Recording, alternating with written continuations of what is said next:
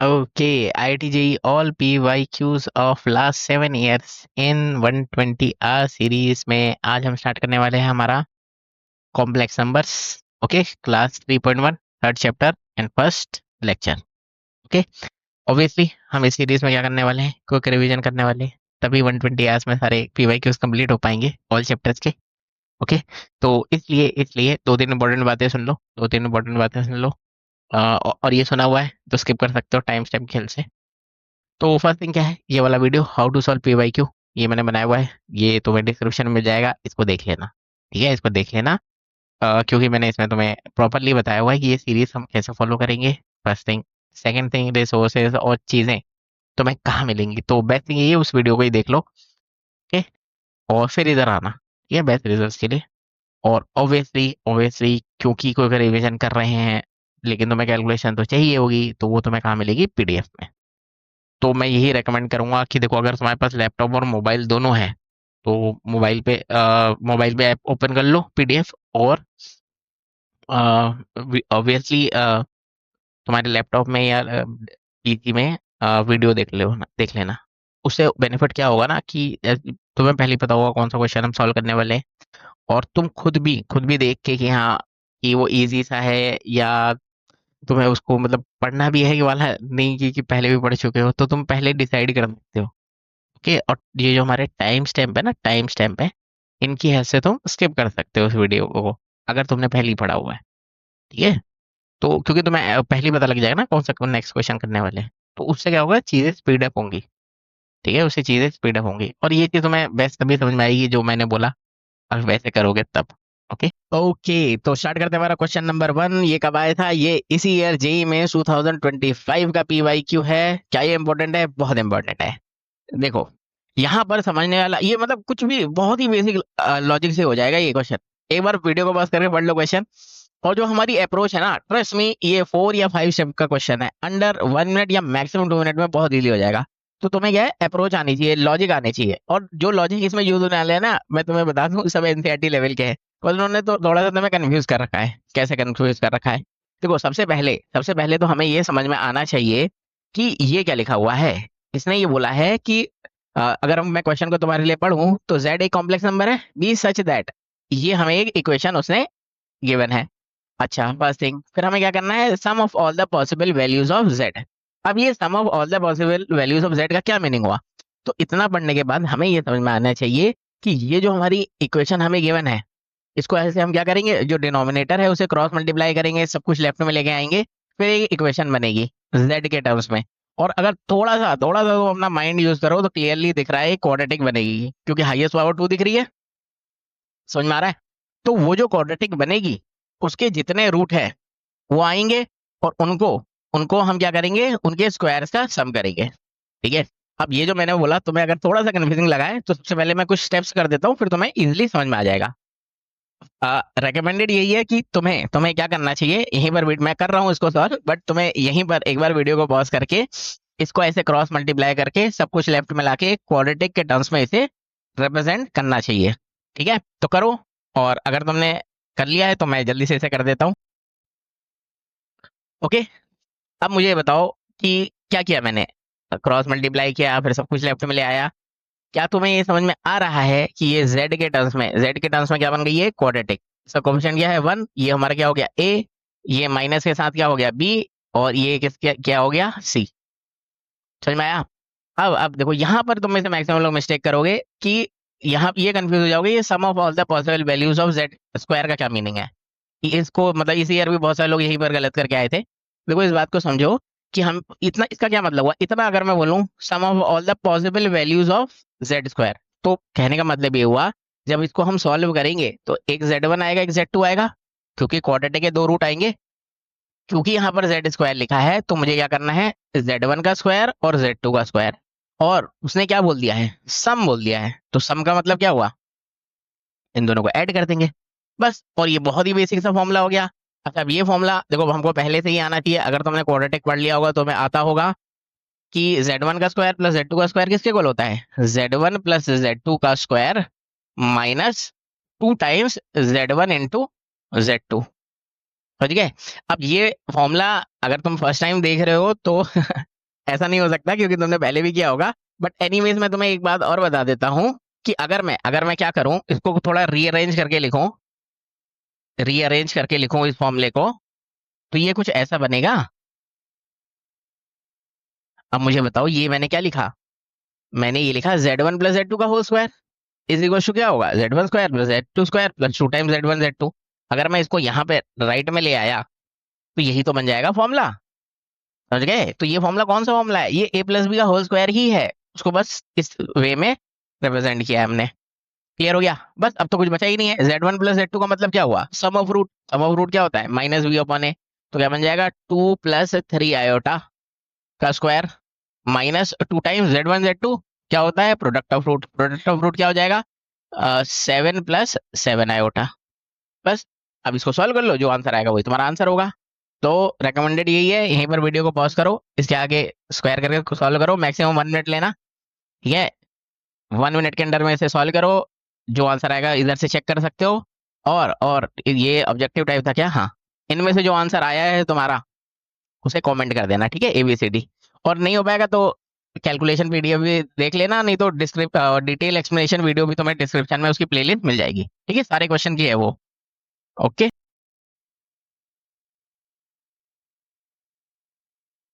Once again start करते हैं हमारा क्वेश्चन नंबर 2। ये उसी लॉजिक पर बेस्ड है जो इससे पहले वाला क्वेश्चन हमने किया था। ये कब आया था? JEE मेंस 2024 में आया था। अब ये क्वेश्चन तुम्हें तभी अच्छे से समझ में आएगा जब दो फॉर्मूले तुम्हें पहले से ही पता होंगे। वो दो फॉर्मूले कौन से हैं? Z1 + Z2 का क्यूब या फिर A³ + B³ का formula, first thing. Second thing, या फिर मतलब Z1 की पावर 4 + Z2 की पावर 4 इसका फॉर्मूला मीन्स A⁴ + B⁴ इसका फॉर्मूला। अगर तुम्हें ये दो फॉर्मूले आते होंगे ये क्वेश्चन इजी हो जाएगा। और अगर तुमने क्वाड्रेटिक इक्वेशन पढ़ लिया होगा जो मैंने पढ़ाया है तो उसमें मैंने ये बहुत बार तुम्हें बताया है। बट एनीवेज ये दोनों फॉर्मूले मैं जल्दी से लिख देता हूँ।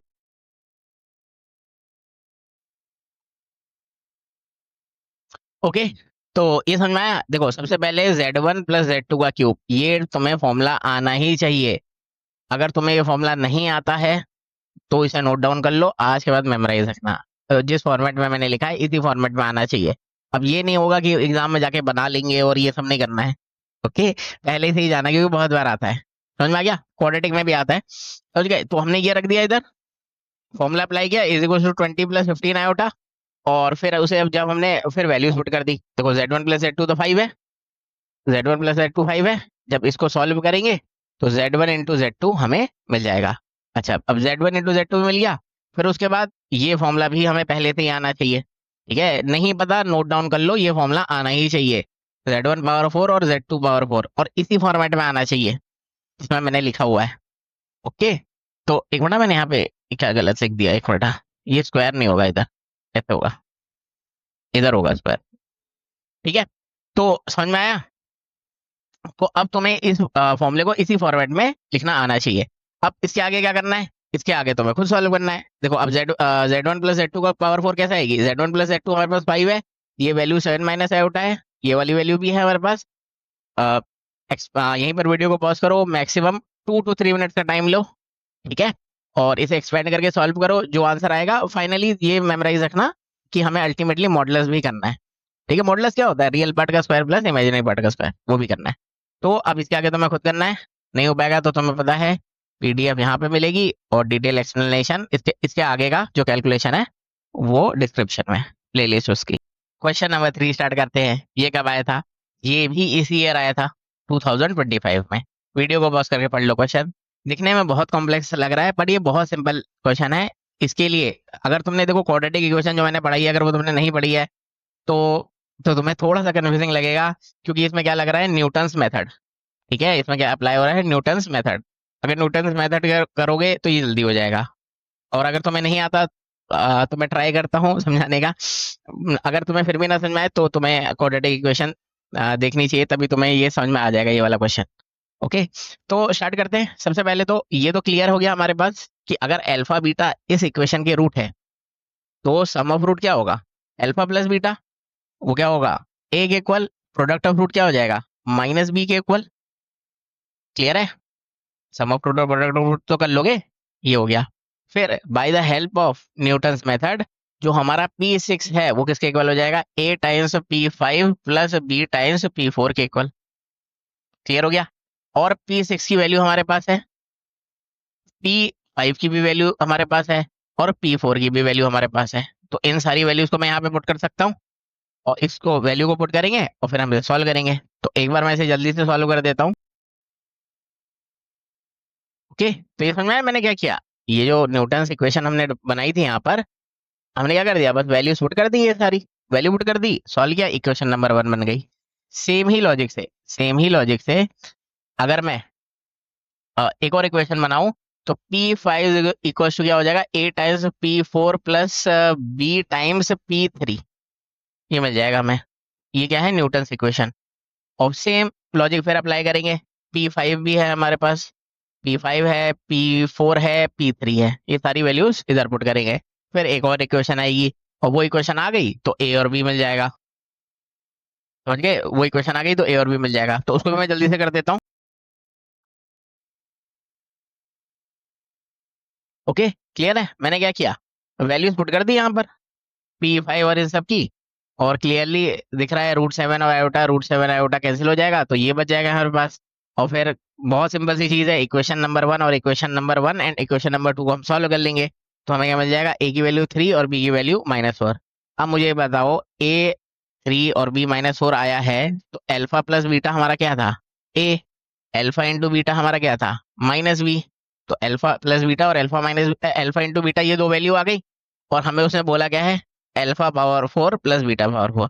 ये वाला फॉर्मूला मैं पिछले 2 क्वेश्चन से तुम्हें बता चुका हूँ, अप्लाई करोगे तुम्हें तुम्हारा आंसर मिल जाएगा, क्योंकि यही 2 चीजें चाहिए होती है इस फॉर्मूले में। ठीक है, तो अब इसके आगे काम तुम्हें खुद करना है। तो वीडियो को पॉज करके मैक्सिमम 2 to 3 मिनट्स में इसे ट्राई करो करने का। क्वेश्चन नंबर 4 स्टार्ट करते हैं। वंस अगेन ये वाला क्वेश्चन भी इस ईयर आया था, जेई मेंस 2025 में। क्लियर हो गया। ये भी बहुत सिंपल सा क्वेश्चन है, लॉजिकली करोगे तो समझ में आ जाएगा। देखो बेसिकली हो क्या रहा है, उसने ये बोला है कि ये this and this are the root of this equation, इस इक्वेशन के ये दोनों रूट्स है। तो अब मुझे एक बात बताओ, ये जो इक्वेशन, इसी को मैंने यहाँ पे जूम करके लिखा हुआ है, ठीक है। ये जो इक्वेशन है इधर, इसको तुम इजिली सॉल्व कर लोगे। कैसे, बहुत सिंपल सी चीज है, middle term splitting. Middle term splitting से ये बहुत इजीली सॉल्व हो जाएगी। कैसे सॉल्व होगी, मुझे एक बात बताओ कि अगर मैं इसे ऐसे लिखूं, माइनस को अंडर में मल्टीप्लाई कर दूं, तो ये कुछ 2 आयोटा -3 हो जाएगा। 2 आयोटा -3 हो जाएगा, समझ में आया। अब मिडिल टर्म स्प्लिटिंग कैसे करते हैं, हम ये वाला कोफिशिएंट देखते हैं क्या है 1, और ये इसको देखते हैं क्या है 2 आयोटा -2। अब क्या कुछ ऐसा हम कर सकते हैं कि इन दोनों को सब्ट्रैक्ट करके या कुछ कॉमन निकाल के सब्ट्रैक्ट करके ये आ जाए। तो ये बहुत सिंपल सी चीज है। अगर मैं दिस माइनस ये वाला 1 कर दूं, तो मिडिल टर्म आ गया ना। ऐसी तो होती है मिडिल टर्म स्प्लिटिंग। बस, तो अब यही हमारा लॉजिक है। तो इसको मैं क्या लिख सकता हूँ, ये जो मिडिल टर्म है मेरा, मैं इसको ऐसे पे तो लिख सकता हूँ, x² प्लस 2 आयोटा -1, फिर माइनस -1 नहीं करते, -2 करते हैं, 2 आयोटा -2 -1। ठीक है, -2 -1, ऐसे भी तो कर सकते हैं। यही तो होता है ना मिडिल टर्म स्प्लिटिंग, -1 कर दिया तो ये बच गया हमारे पास। ठीक है, बाकी तो वैल्यू सेम ही रहेगी, और इक्वल टू 0 भी है ऑब्वियसली। ठीक है, इक्वल टू 0 भी है, इक्वल टू 0 भी है। क्लियर हो गया, ये समझ में आया। अब बस यही मेन चीज है इसको समझने वाली, उसके बाद तो फिर वही मिडिल टर्म स्प्लिटिंग की बेसिक चीजें होती हैं जो, ठीक है, बेसिक फंडामेंटल्स जो होते हैं मिडिल टर्म के स्प्लिटिंग के, वही अप्लाई करेंगे। यहाँ पर एक एक्स भी रह गया ना, ये एक्स भी होगा। ठीक है, अब एक्स एक बार इससे मल्टीप्लाई होगा, इससे होगा, फिर 2 कॉमन आएगा, और फिर उससे फर्दर सॉल्व करेंगे। तो इस काम को मैं अगर मैं जल्दी से कर दूं, ओके, क्लियर है। मिडिल टर्म स्प्लिटिंग के इसके सॉल्व किया, तो सॉल्व किया, ये वैल्यूज आ गई। अब देखो ये ना थोड़ा तुम्हें पॉज करके एक बार देखना पड़ेगा, क्योंकि बेसिक क्योंकि ये कैलकुलेशन है ना। देखो कैलकुलेशन में जब भी करूंगा, मैं ट्राई तो करूंगा तुम्हें समझाने का, बट जब तक तुम खुद पेन पेपर लेके नहीं सॉल्व करोगे और उसे ऑब्जर्व नहीं करोगे ना, तब तक अच्छे से समझ में नहीं आएगी। ओके, तो वही पुराना अपना मेथड होता है मिडिल टर्म स्प्लिटिंग का, उसको हमने किया। हमारे पास 2 रूट आ गए, एक रूट ये आया, एक रूट ये आया, और उसने क्वेश्चन में क्या बोला है कि इस इक्वेशन की ये दोनों रूट है। तो क्लियरली कंपेयर करेंगे तो अल्फा 1 हो गया, बीटा 0 हो गया, गामा क्या हो गया 2, और डेल्टा क्या हो गया -2 है। ये रूट हो गए हमारे। अब इसके बाद क्या बचिया है, इन वैल्यूज को ही तो कैलकुलेट करना है। तो अल्फा इंटू गामा क्या हो जाएगा, अल्फा इंटू गामा मीन्स -2, ठीक है, मीन्स -2, एक ना मीन्स क्या हो जाएगा -2, और इधर क्या हो जाएगा 0। तो आंसर क्या आ जाएगा, ऑप्शन नंबर ए। ठीक है, तो अब इसको ऑप्शन नंबर ए हमारा करेक्ट हो जाएगा। ओके ओके, तो स्टार्ट करते हैं मैडम। हमारा क्वेश्चन नंबर 5, ये कब आया था, जेई में 2019 में आया था। बहुत ही सिंपल सा क्वेश्चन है। इस क्वेश्चन को करने से पहले दो लॉजिक तुम्हें पहले से ही पता होने चाहिए, ये पूरे कॉम्प्लेक्स नंबर के लिए इंपॉर्टेंट है। कि कभी भी हमें 1 + आयोटा का स्क्वायर दिख जाएगा तो हमें ये पहले ही से पता होना चाहिए कि वो क्या होता है, 2 आयोटा के इक्वल। और अगर 1 - आयोटा का स्क्वायर दिखेगा तो हमें पता होना चाहिए कि वो होता है -2 आयोटा के इक्वल। ये दोनों बातें हमें पहले से ही पता होनी चाहिए। ओके, वैसे तुम स्क्वायर करके कैलकुलेट कर सकते हो, बट अगर ये पता होगा तो इस टाइप क्वेश्चन इजी होते हैं। समझ गए। अब इसने क्या बोला है, क्वेश्चन को पढ़ते हैं। Alpha beta be the root of this equation. अब ये तो कोई बहुत बड़ी चीज है ही नहीं कि अल्फा बीटा किसी इक्वेशन के रूट है, तो उनके रूट आ जाएंगे क्वाड्रेटिक फॉर्मूला अप्लाई करके। तो b² -4 इसी करेंगे, 2 से 2 कैंसिल, तो रूट क्या आ जाएगा, 1 + आयोटा आ जाएगा। तो अल्फा को हम एज्यूम कर लेते हैं 1 + आयोटा, और बीटा को क्या कर लेते हैं, तुम लोग पॉज करके रूट कैलकुलेट कर सकते हो इसके। ठीक है, कैलकुलेट कर सकते हो। ओके, तो ये मिल गया अल्फा बीटा, और उसने बोला है alpha upon beta equal to 1 बोला है। तो इसका मतलब क्या हुआ, 1 + आयोटा अपॉन, इसका मतलब क्या है, 1 + आयोटा अपॉन 1 - आयोटा हमारा का की पावर n हमारी क्या होगी, 1 के इक्वल होगी। और यही 1 हमें यही n हमें कैलकुलेट करना है कि n क्या रखें कि इधर 1 हो जाए। समझ गए। तो सबसे बेसिक फंडामेंटल तो यही होता है, सबसे बेसिक फंडामेंटल तो यही होता है कि हम क्या करें, ये जो वैल्यू है हमारी, सबसे पहले तो इसे डिनोमिनेटर रिमूव करें यहाँ से। डिनोमिनेटर कैसे रिमूव होगा, रेशनलाइज करके। रेशनलाइजेशन का मीनिंग क्या हुआ कि इसके कॉन्जुगेट से मल्टीप्लाई और डिवाइड कर दो। इसके कॉन्जुगेट से क्या कर दो, मल्टीप्लाई एंड डिवाइड। क्लियर हो गया। तो न्यूमरेटर में हमारे पास क्या बच जाएगा, 1 + आयोटा की पावर 2, और होल पावर n तो पहले से ही है। और डिनोमिनेटर में क्या बच जाएगा, डिनोमिनेटर में 1 + 1 2 की पावर n बच जाएगा। क्लियर हो गया, ये बच जाएगा। अच्छा, ये तो हमें बहुत पहले से ही पता है, नहीं तो तुम यहाँ पर भी एक्सपेंड कर सकते हो, a² + b² का फॉर्मूला अप्लाई करके। बट ये हमने पहले ही स्टैब्लिश कर लिया था ये वाला फॉर्मूला। तो ये क्या बन जाएगा, ये क्या बन जाएगा, 2 power n iota power n upon 2 power n। तो ये तो कैंसिल हो गया। तो अब मुझे बताओ, iota power n is equal to 1 कब होता है, आयोटा की पावर n 1 कब होती है, और वो भी उसे क्या बोले, लीस्ट वैल्यू ऑफ n। तो लीस्ट वैल्यू पे 1 कब होती है, जब n इज इक्वल टू क्या होता है 4। n की वैल्यू जब क्या होती है 4 के इक्वल, n जब हमारा किसके इक्वल होता है 4 के इक्वल। बस, ऑप्शन नंबर भी हमारा करेक्ट हो गया। तो बहुत ही सिंपल सा क्वेश्चन। क्वेश्चन नंबर 6 स्टार्ट करते हैं। देखो ये थोड़ा सा कैलकुलेटिव है, बट बहुत ही सिंपल क्वेश्चन है, और जो भी इसमें लॉजिक यूज होने वाले हैं वो सारे तुम्हें पहले से ही आते हैं। ओके, बस उन्होंने तुम्हें थोड़ा सा कंफ्यूज किया है। तो वन बाय वन हम स्टार्ट करते हैं। देखो उसने क्या बोला है, for some real alpha and beta, A की वैल्यू उसने ये गिवन है हमें। तो अगर तुम क्वेश्चन आगे पढ़ो तो हमें एक ए का कॉन्जुगेट दिख रहा है। अच्छा, ये तो समझ में आ रहा है ना, इन दोनों इक्वेशन को मैंने जूम करके इधर लिखा हुआ है। यहाँ पर हमें क्या दिख रहा है, एक ए का कॉन्जुगेट दिख रहा है। तो मुझे एक बात बताओ, अगर मैं इधर ए कॉन्जुगेट कर दूंगा तो जो इमेजिनरी पार्ट है उसका मुझे साइन क्या करना पड़ेगा, चेंज करना पड़ेगा। माइनस था उसे क्या बना देंगे प्लस, तो वो क्या बन जाएगा, ए का कॉन्जुगेट। तो फर्स्ट प्रॉब्लम तो यहाँ पे सॉल्व हो गई। सेकेंड थिंग उसने बोला है, if the system of equations, ये दोनों has more than one solution. तो मुझे एक बात बताओ कि मैं अगर एक ये फॉर्मूला लिखूं तुमको, ये समझ में आया। अगर ये दो कोई लीनियर इक्वेशन है, इनके मोर देन वन सोल्यूशन या इनफाइनाइटली मेनी सोल्यूशन कब आते हैं, जब a1/a2 is equal to b1/b2 is equal to c1/c2। वही linear equation in two variables का 10th क्लास वाला फॉर्मूला। ठीक है, यही तो कंडीशन होती है। तो यहाँ पर भी सेम चीज हो रही है।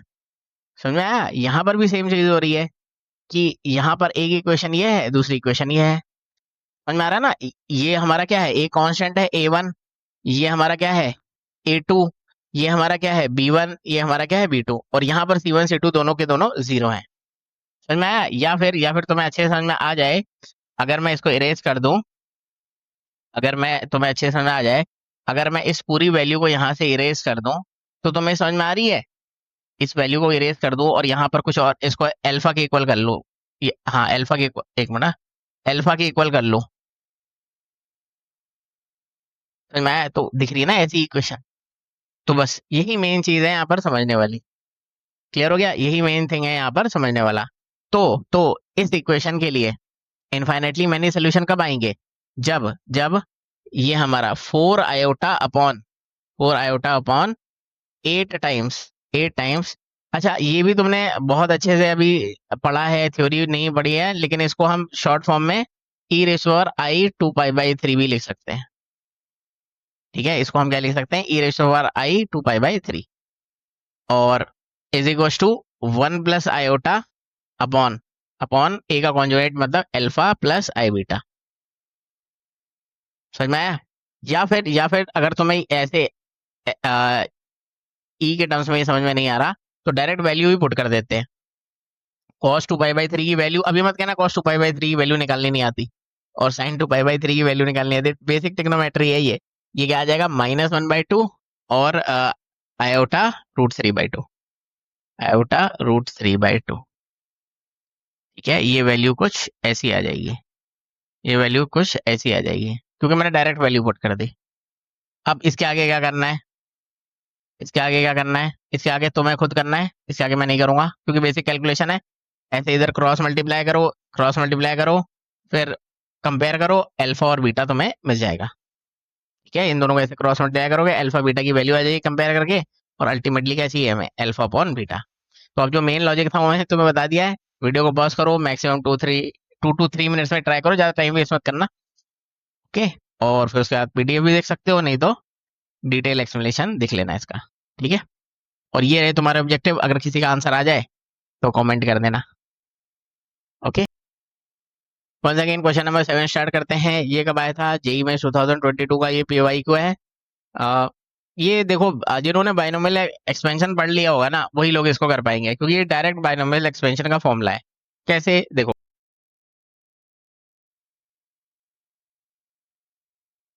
ओके, अब ये देखो, ये डायरेक्ट फॉर्मूला था।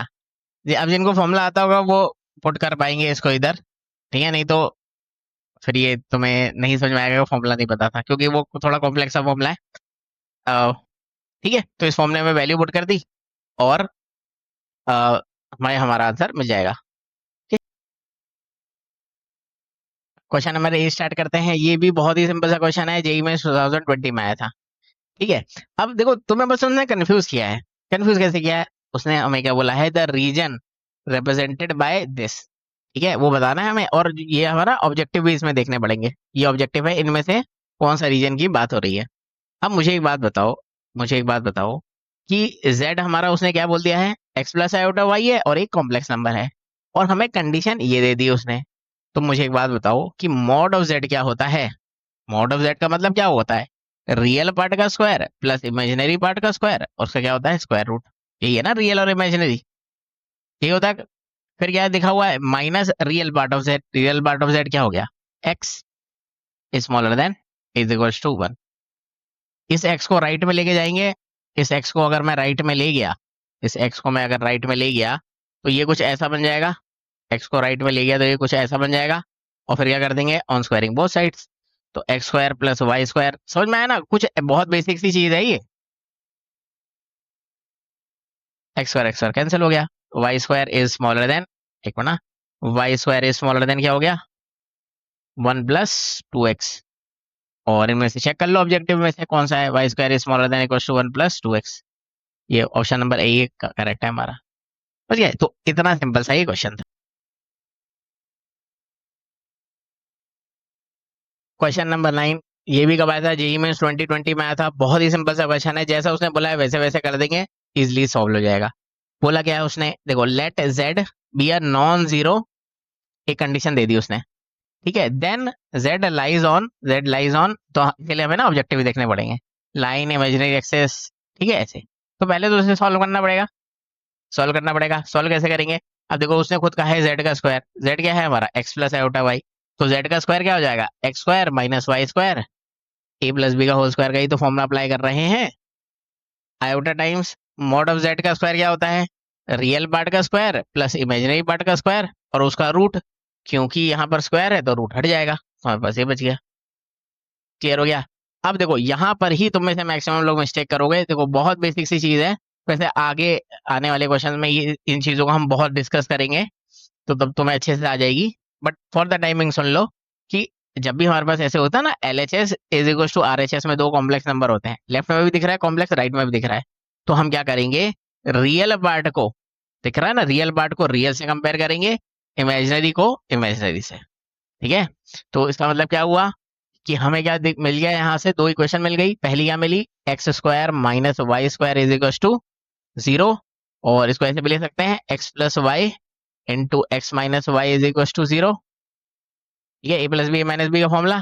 और वंस अगेन यहाँ से दो दो वैल्यूज मिल जाएंगी हमें, एक तो फर्स्ट ब्रैकेट इक्वल टू 0 होगा और second second bracket equal to 0 होगा। दो इक्वेशन मिल गई ना हमारी यहाँ से। ठीक है, ये तो हो गई फर्स्ट कंडीशन। सेकंड कंडीशन क्या हो गई, इमेजिनरी का पार्ट्स को कंपेयर करेंगे, तो इमेजिनरी को अगर मैं कंपेयर करूं तो क्या लिखा हुआ है, x square plus y square is equal to 2xy, और 2xy को लेफ्ट में लाएंगे तो क्या बन जाएगा, एक्स माइनस वाई का whole square is equal to 0।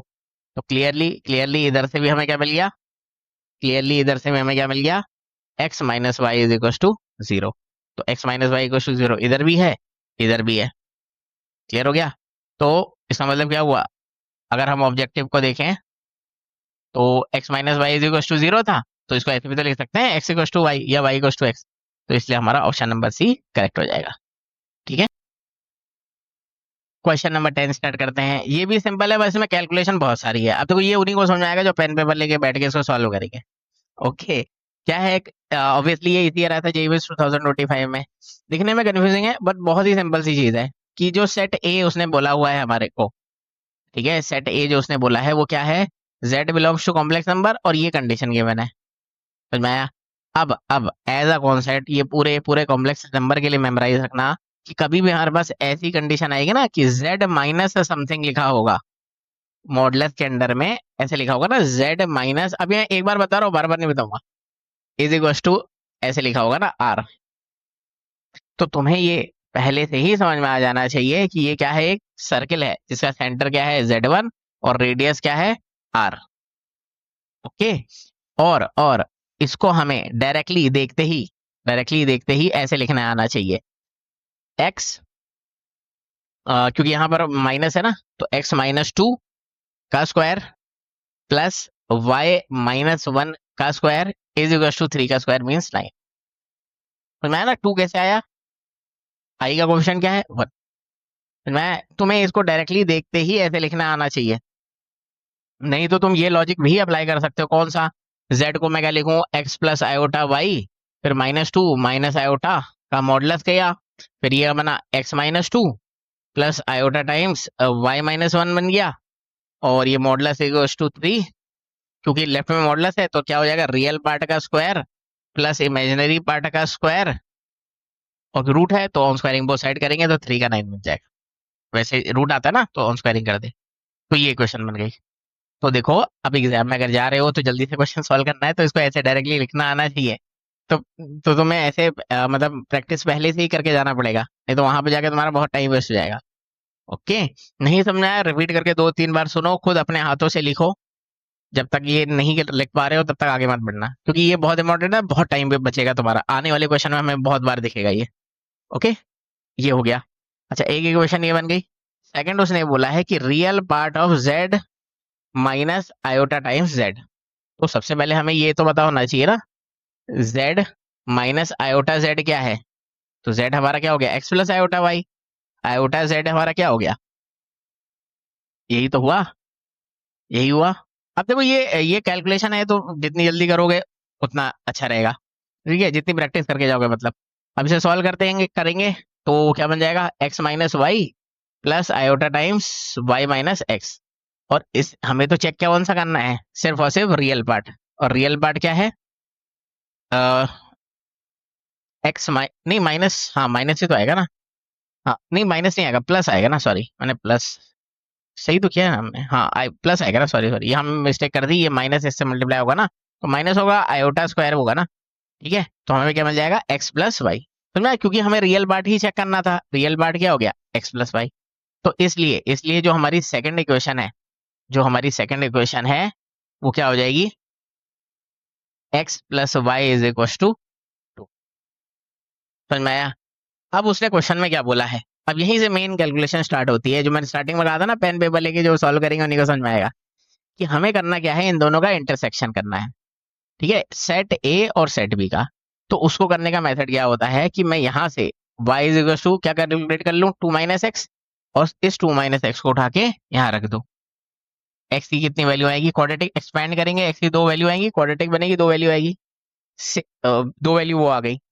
तो हमें क्या मिल गया, जो 2 वैल्यू आएंगी हमारी वो क्या होगी, x1 और x2। ठीक है, x1 और x2। सेम ही लॉजिक से मैं क्या करूंगा, इस इक्वेशन को ऐसे बनाऊंगा, x equals to 2 minus y, फिर उसको उठा के यहाँ पे रखूंगा, फिर क्वाड्रेटिक को सॉल्व करेंगे तो y की 2 वैल्यू और आएंगी, तो ये क्या मिलेगा y1 और y2। समझ में आया। तो अब हमारे पास कितने कॉम्प्लेक्स नंबर बन गए, 2 कॉम्प्लेक्स नंबर, एक z1 means x1 plus iota y1, एक दूसरा क्या होगा z2 x1 plus means x2 plus iota y2। और फिर हमें क्या करना है, इनके जो आंसर आएगा इनके मॉड का स्क्वायर, इसके मॉड का स्क्वायर, और उन दोनों को ऐड करना है। मैं अब इसके आगे देखो, मैंने मेन लॉजिक तुम्हें बता दिया है, इसके आगे कैलकुलेशन ही कैलकुलेशन है। तो बेसिंग ये रहेगी, तुम्हें पॉज करके यहाँ पे ट्राई करना चाहिए, और जो आंसर आएगा उसे कमेंट कर देना, नहीं तो डिटेल एक्सप्लेनेशन वाले में इसके आगे की कैलकुलेशन मैं कर दूंगा। ठीक है, डिस्क्रिप्शन में प्लेलिस्ट मिल जाएगी तुम्हें उसकी। तो स्टार्ट करते हैं हमारा क्वेश्चन नंबर 11।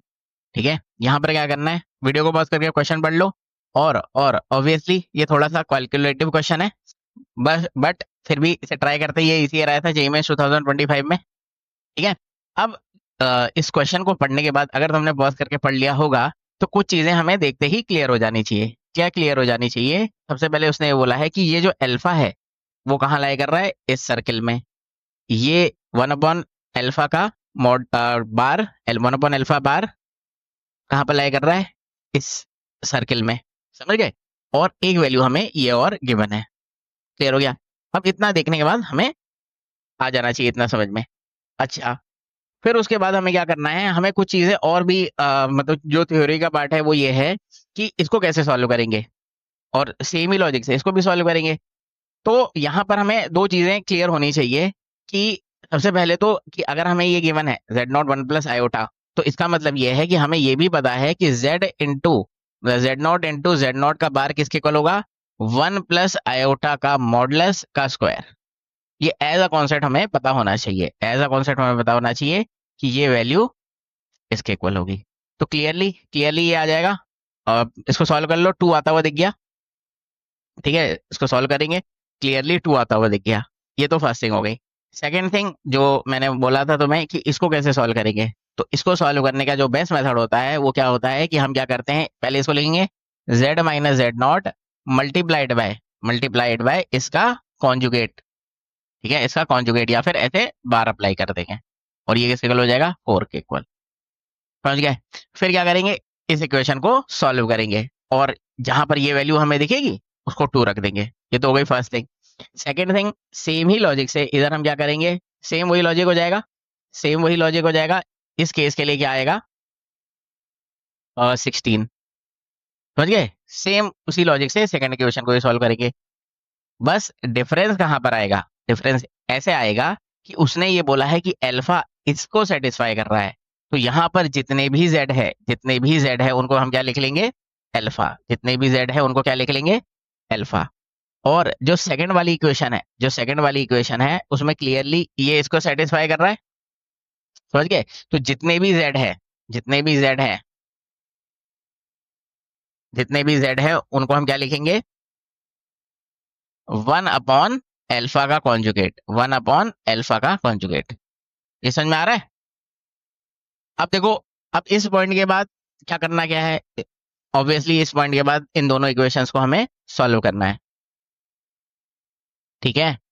इस पॉइंट के बाद इन दोनों इक्वेशन को हमें सॉल्व करना है, और जब तुम सॉल्व करोगे तो अल्फा के मॉडुलस का स्क्वायर तुम्हें मिल जाएगा, समझ गए। तो अब रिकमेंडेड यही है, यहीं पर वीडियो को पॉज करो, इसके आगे बस कैलकुलेशन ही कैलकुलेशन है, और ट्राई करो मैक्सिमम 2 to 3 मिनट का टाइम लेना, एड में जाके इसका सोल्यूशन देख सकते हो।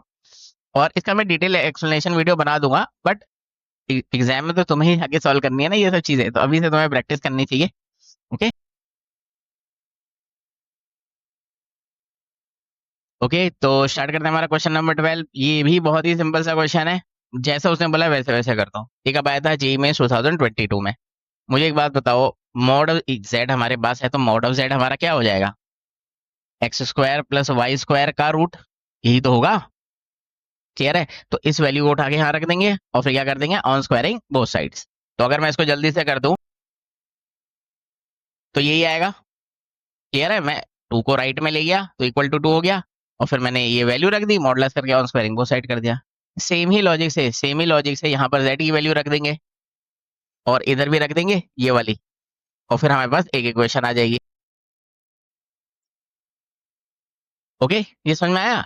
सेम लॉजिक मैंने इधर भी अप्लाई किया, इसको राइट हैंड साइड में ले गया मैं, तो ये कुछ ऐसा बन जाएगा, equal to this thing.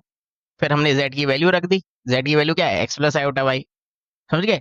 Real और इमेजिनरी को एक साथ लिया, रियल और इमेजिनरी को एक साथ लिया, लेफ्ट और राइट दोनों में, और फिर क्या कर दिया, on squaring both side. On squaring both side के बाद ये इक्वेशन आ गई, उनको सॉल्व कर लिया। जब इन इक्वेशन को हमने सॉल्व किया तो हमें क्या मिला, y इज इक्वल टू -2। अब ऑब्वियसली y इक्वल टू -2 कहाँ रख देंगे, इस इक्वेशन में रख देंगे। तो क्लियरली क्लियरली x हमारा क्या आ जाएगा, 0 के इक्वल। तो y -2 आ गया, x हमारा क्या आ गया, 0। अब हमें क्या करना है, क्वेश्चन को अगर तुमने पॉज करके पढ़ा होगा तो हमें ये चेक करना था कि ये जो x और y आ रहे हैं वो इनमें से किसको सेटिस्फाई करेंगे। तो यही तो ना, z सेटिस्फाई दिस, देन ये इनमें से कौन सा ट्रू होगा। तो ट्रू का मतलब क्या हुआ, जो x एंड y की वैल्यू हमारे पास आई है उनको अब हमें क्या कर रखना करना पड़ेगा, हर एक इक्वेशन में ऐसे, ठीक है, हर एक इक्वेशन में पुट करके हमें देखना पड़ेगा। तो अब इसके आगे का काम तुम्हें खुद करना है, वीडियो को पॉज करो, जितनी भी इक्वेशन है 1 2 मतलब ABCD में, इनमें पुट करो ये सारी वैल्यूज, और जो आंसर आएगा उसे कमेंट कर देना। और बाकी तुम्हें पता ही है, PDF इधर मिलेगी और डिटेल सोल्यूशन डिस्क्रिप्शन में प्लेलिस्ट में जाएगी उसकी। ओके, तो स्टार्ट करते हैं हमारा क्वेश्चन नंबर 13। वीडियो को पॉज करके पढ़ लो क्वेश्चन। जेईई मेंस 2019 का ये क्वेश्चन है, और बहुत ही सिंपल सा क्वेश्चन है, समझ गए। बस इसमें थोड़ा सा उन्होंने ना तुम्हें कंफ्यूज किया है, ये अल्फा पावर 15 और बीटा पावर 15 कैसे आएगा। देखो, अगर हम क्वेश्चन को पढ़े तो उसने क्लियरली बोला है कि alpha and beta be the roots of this equation. Alpha beta क्या है, इस इक्वेशन के रूट है। तो इक्वेशन तो बहुत सिंपल सी हमें दिख रही है, तो इसके रूट तो कैलकुलेट कर लोगे, क्वाड्रेटिक फॉर्मूला अप्लाई कर लोगे। तो पॉज करके एक बार ट्राई करो, मैं इसको जल्दी से अगर कर दूं तो इसके क्या आएंगे, b² - 4ac माइनस बी, तो 2 तो कैंसिल आता हुआ दिख रहा है 1, एक तो -1 आ जाएगा, और प्लस माइनस डिस्क्रिमिनेंट -1 आ रहा है ना, तो क्या हो जाएगा, आयोटा, ठीक है। तो इसलिए इसलिए इसके 2 रूट आ गए। अब ये तुम भी ट्राई कर सकते हो, मतलब जैसे तुम्हें अच्छा लगे, मिडल स्प्लिटिंग या जैसे भी तुम्हें सही लगे वैसे इसको ट्राई कर सकते हो, ओके। तो अल्फा हमारा क्या हो गया, -1 प्लस आयोटा, और जो बीटा हो गया हमारा वो क्या हो गया, -1 माइनस आयोटा, क्लियर हो गया। ये वैल्यू हमें मिल गई है, ठीक है। अब ये मिल गया हमें। अब इसके आगे हमें क्या करना है, क्योंकि क्योंकि हमें क्या चाहिए, अल्फा पावर 15 और बीटा पावर 15। तो मुझे एक बात बताओ, ये जो अल्फा पावर 15 है, अल्फा पावर 15 है, क्या मैं इसको अल्फा इंटू अल्फा पावर 14 लिख सकता हूँ। क्योंकि देखो, अल्फा पावर 15 कैलकुलेट करना मतलब ईजी नहीं है, उसको कैलकुलेट करने में हमें बहुत टाइम लगेगा। बट उससे बेटर मेथड हमारे पास क्या है कि हम इसको पार्ट्स में से ब्रेक कर सकते हैं। अच्छा, एक चीज मैंने तुम्हें स्टार्टिंग में ही बताई थी, एक चीज मैंने तुम्हें, एक लॉजिक मैंने तुम्हें स्टार्टिंग में ही बताया था, जो कि मैंने तुम्हें बोला था कि ऑलवेज तुम्हें मेमोराइज होना चाहिए। वो लॉजिक क्या है कि कभी भी 1 प्लस आयोटा हमें का स्क्वायर हमें दिखेगा तो एज अ कॉन्सेप्ट हमें ये पता होना चाहिए ये किसके इक्वल होता है, 2 आयोटा के इक्वल। नहीं तो तुम एक्सपेंड खुद भी कर सकते हो ना, a+b का होल स्क्वायर अप्लाई कर सके। अगर मैं a+b का होल स्क्वायर इधर अप्लाई करूं तो यही आएगा, बट तुम्हें ये इस तरह से पहले से ही मेमोराइज होना चाहिए। और जब इधर माइनस होता है तो इधर भी माइनस होता है, समझ गए। तो क्योंकि मुझे ये फॉर्मूला पहले से ही पता था, ये कॉन्सेप्ट मुझे पहले ही से पता था, मुझे यहाँ पर ये क्लियरली समझ में आ रहा है कि अगर मैं अल्फा का स्क्वायर करूंगा ना, अगर मैं अल्फा का स्क्वायर करूंगा तो कुछ इस टाइप की इक्वेशन बनेगी। तो क्या आ जाएगा, -2 आयोटा। अगर मैं बीटा का स्क्वायर करूंगा तो मुझे ये क्लियरली पता है कि ये 2 आयोटा आएगा। समझ गए? अब मुझे ये क्यों पता था, क्योंकि मुझे ये इक्वेशन पहले से पता थी। समझ में आया? अगर नहीं समझ में आया रिपीट करके एक दो बार सुन लो, ये इंपॉर्टेंट है। क्लियर है? तो अब ये दो वैल्यू तो हमारे पास है, तो इसके बाद इस क्वेश्चन को सॉल्व करना बहुत इजी हो जाता है। क्यों इजी हो जाता है? क्योंकि अल्फा पावर 15 को मैं क्या लिख सकता हूँ, अल्फा इंटू अल्फा पावर 14, और फिर अल्फा पावर 14 को मैं क्या लिख सकता हूँ, अल्फा स्क्वायर की पावर 7। समझ गए? बस अब तो कुछ बचा ही नहीं है इस क्वेश्चन में, अब तो इस क्वेश्चन में कुछ बचा ही नहीं है, क्योंकि अल्फा हमारे पास है, क्या है, -1 प्लस आयोटा।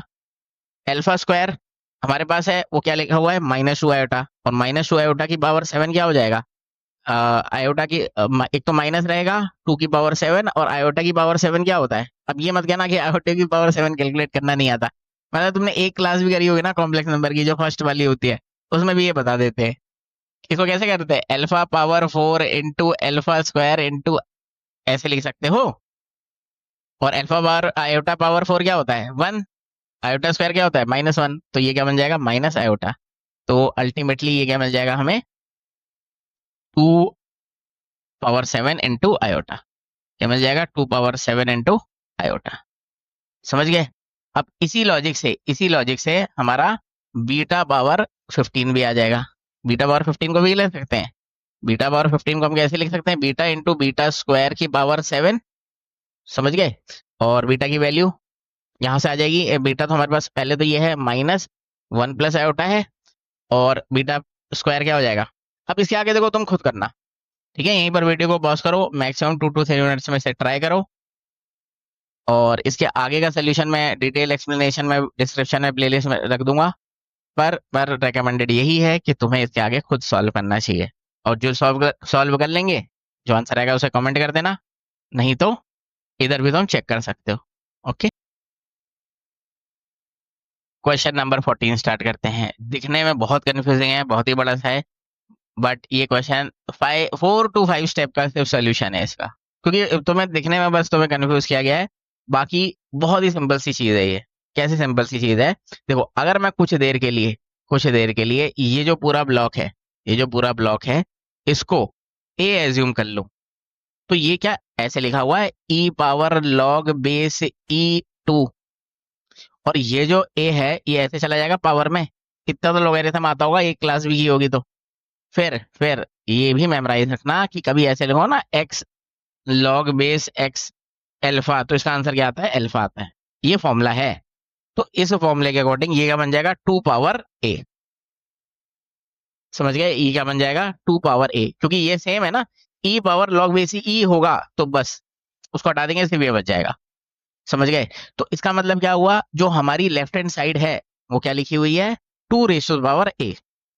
क्लियर हो गया? और जो हमारी राइट हैंड साइड है, राइट हैंड साइड को अगर हम फिर से देखें तो ये क्या लिखा हुआ है, log square root of 2।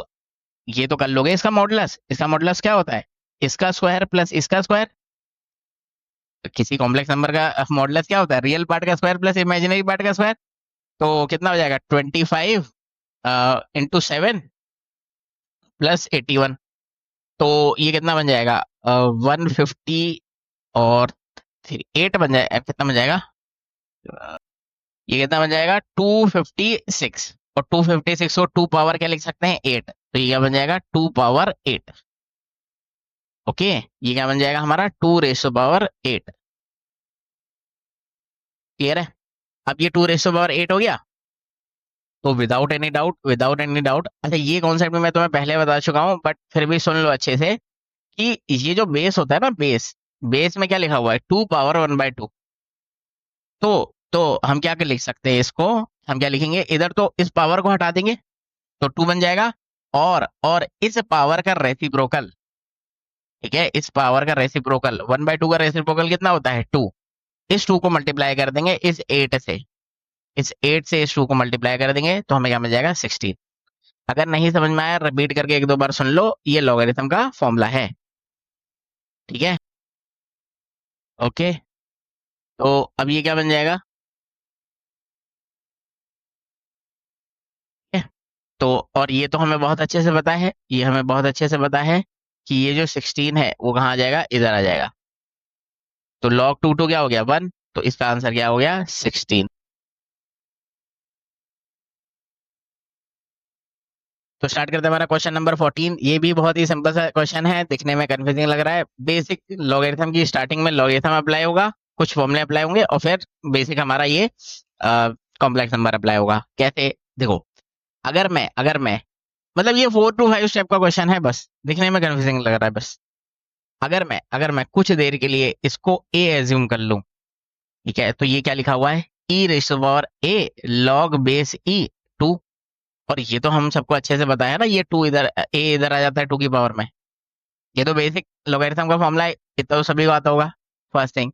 Second thing क्या है कि ये जो कभी भी ऐसा हुआ ना, ई लॉग बेस ई की पावर लॉग बेस ई या ए की पावर लॉग बेस ए, अगर ये और ये सेम है तो इसको हम डायरेक्टली क्या लिख सकते हैं, ये फॉर्मूला है, ठीक है, ये फॉर्मूला है 2 रेज़ टू पावर ए। ये समझ में आया?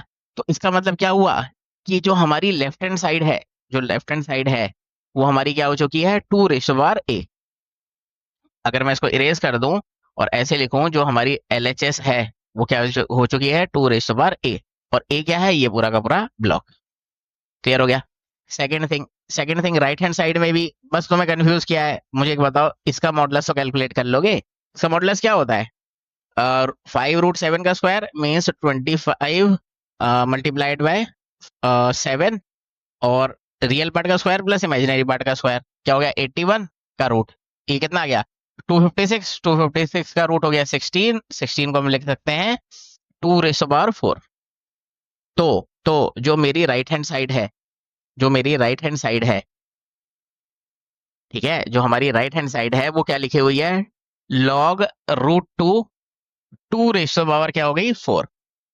अच्छा, इस बात को बहुत अच्छे से समझो, ये बहुत इंपॉर्टेंट कॉन्सेप्ट है कि या उससे पहले ये तो क्लियर हो रहा है ना तुम लोगों को कि ये जो 4 है वो ऐसे इधर आ जाएगा, जो पावर है इधर आ जाती है ना, तो इसलिए मैं क्या लिख सकता हूँ इसे, यहाँ से मैं पावर इधर आ जाएगी तो 4 को हम क्या लिख सकते हैं, यहाँ पे लिख सकते हैं। First thing. अब इसको बहुत अच्छे से समझो कि कभी भी हमारे पास जो बेस होता है, यहाँ पर बेस क्या है, स्क्वायर रूट ऑफ 2, और उसकी कुछ पावर होती है, ऐसे लिख सकते हैं ना रूट ऑफ 2 को। तो बेस की कभी भी पावर होती है तो उस पावर को हम कैसे रिमूव करते हैं, वो जो पावर, देखो मैं एक बार अच्छे से बता देता हूँ तुम्हें, पावर को हम ऐसे रिमूव करते हैं, ये जो पावर है इसका हम करेंगे रेसिप्रोकल। तो 1/2 का रेसिप्रोकल क्या होता है, 2, और उसको मल्टीप्लाई कर देंगे कहाँ पर, यहाँ पर। समझा? 4 तो पहले ही से था, समझ में आई ये बात? जो बेस होता है उसकी पावर का क्या करते हैं, रेसिप्रोकल। बेस की पावर कितनी है, 1/2, उसका रेसिप्रोकल क्या, 2, और उस 2 को हमने क्या कर दिया, ऐसे लोगरिथम से मल्टीप्लाई कर दिया, और वहां से ऑब्वियसली वो रिमूव हो गई पावर। समझ में आया? ये कॉन्सेप्ट है, अगर नहीं समझ में आया रिपीट करके 2-3 बार सुनो। तो ये फॉर्मूला ही है, अगर जिन्होंने लोगरिथम अच्छे से पढ़ लिया होगा वो समझ गए होंगे। समझ में आया? तो ये क्या बन चुका है हमारे पास, अब we are left with 8, 4 into 2 8, और लॉग बेस 2 2 तो 1 ही होता है, ये तो सभी को पता है, लॉग बेस 2 2 क्या होता है 1। तो इसका मतलब क्या हुआ, LHS 2 पावर ए है आ गई, RHS क्या आ गई, 8 आ गई। क्लियर है? अब मैं ये इस सबको अगर इरेज कर दूं, तो जो मेरी LHS है वो क्या है, 2 power a is greater than equal to 8 means 2 power 3। समझा ना? 8 आई थी हमारी राइट हैंड साइड, तो वो क्या हो गई 2 पावर 3। तो क्लियरली ए जो है हमारा वो ग्रेटर देन इक्वल टू क्या हो जाएगा, 3। ओके, और ए हमारा क्या है, ये पूरी बड़ी सी वैल्यू, ठीक है, ये पूरी बड़ी सी वैल्यू। तो अगर मैं इसको लिख दूं तुम्हारे लिए, तो ओके, ये समझ में आया ना, मैंने इसको ही इधर लिख दिया है। अच्छा, अब तुम्हें ये दिख रहा होगा क्योंकि यहाँ पर मॉडुलस था, ठीक है, मॉडुलस है, मॉडुलस का मतलब क्या हुआ कि ये ऑलवेज पॉजिटिव होगा, तो इसलिए उस मॉडुलस और लिखने का कोई बेनिफिट नहीं है, उसको हम रिमूव कर सकते हैं। ओके, बस अब इस इक्वेशन को या इस इनइक्वालिटी को सॉल्व करना है, और थोड़ी कंफ्यूजिंग लग रही है तो कुछ देर के लिए मॉड ऑफ जेड को क्या रख लो, कुछ भी रख लो, एक्स रख लो, ठीक है, मॉड ऑफ जेड को क्या, जितने भी मॉड जेड है वहां पर एक्स रख लो और से क्रॉस मल्टीप्लाई करके जेड की वैल्यू फाइंड आउट करो। और उसने पूछा क्या है, मॉड ऑफ जेड की लीस्ट वैल्यू पूछी है। तो जो जेड आएंगे तुम्हारे पास उसमें जो जेड की लीस्ट वैल्यू होगी वही हमारा आंसर होगा। तो इसके आगे इनइक्वालिटी है, तुम्हें खुद सॉल्व करनी है।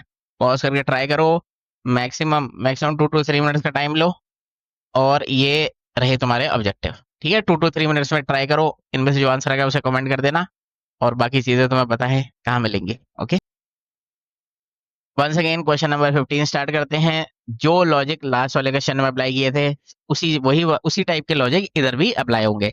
एक बार वीडियो को पॉज करके पढ़ लो क्वेश्चन, और मुझे ये बताओ क्या तुम्हें ये समझ में आ रहा है कि ये जो लेफ्ट हैंड साइड है ये कुछ ऐसे लिखी हुई है।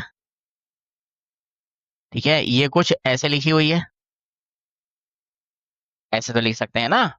ये जो 1/√2 है इसको 2⁻⁻1/2 भी तो लिख सकते हैं। और कुछ देर के लिए इसको मैंने m एज्यूम कर लिया, ठीक है, इसको कुछ देर के लिए m, समझ गए।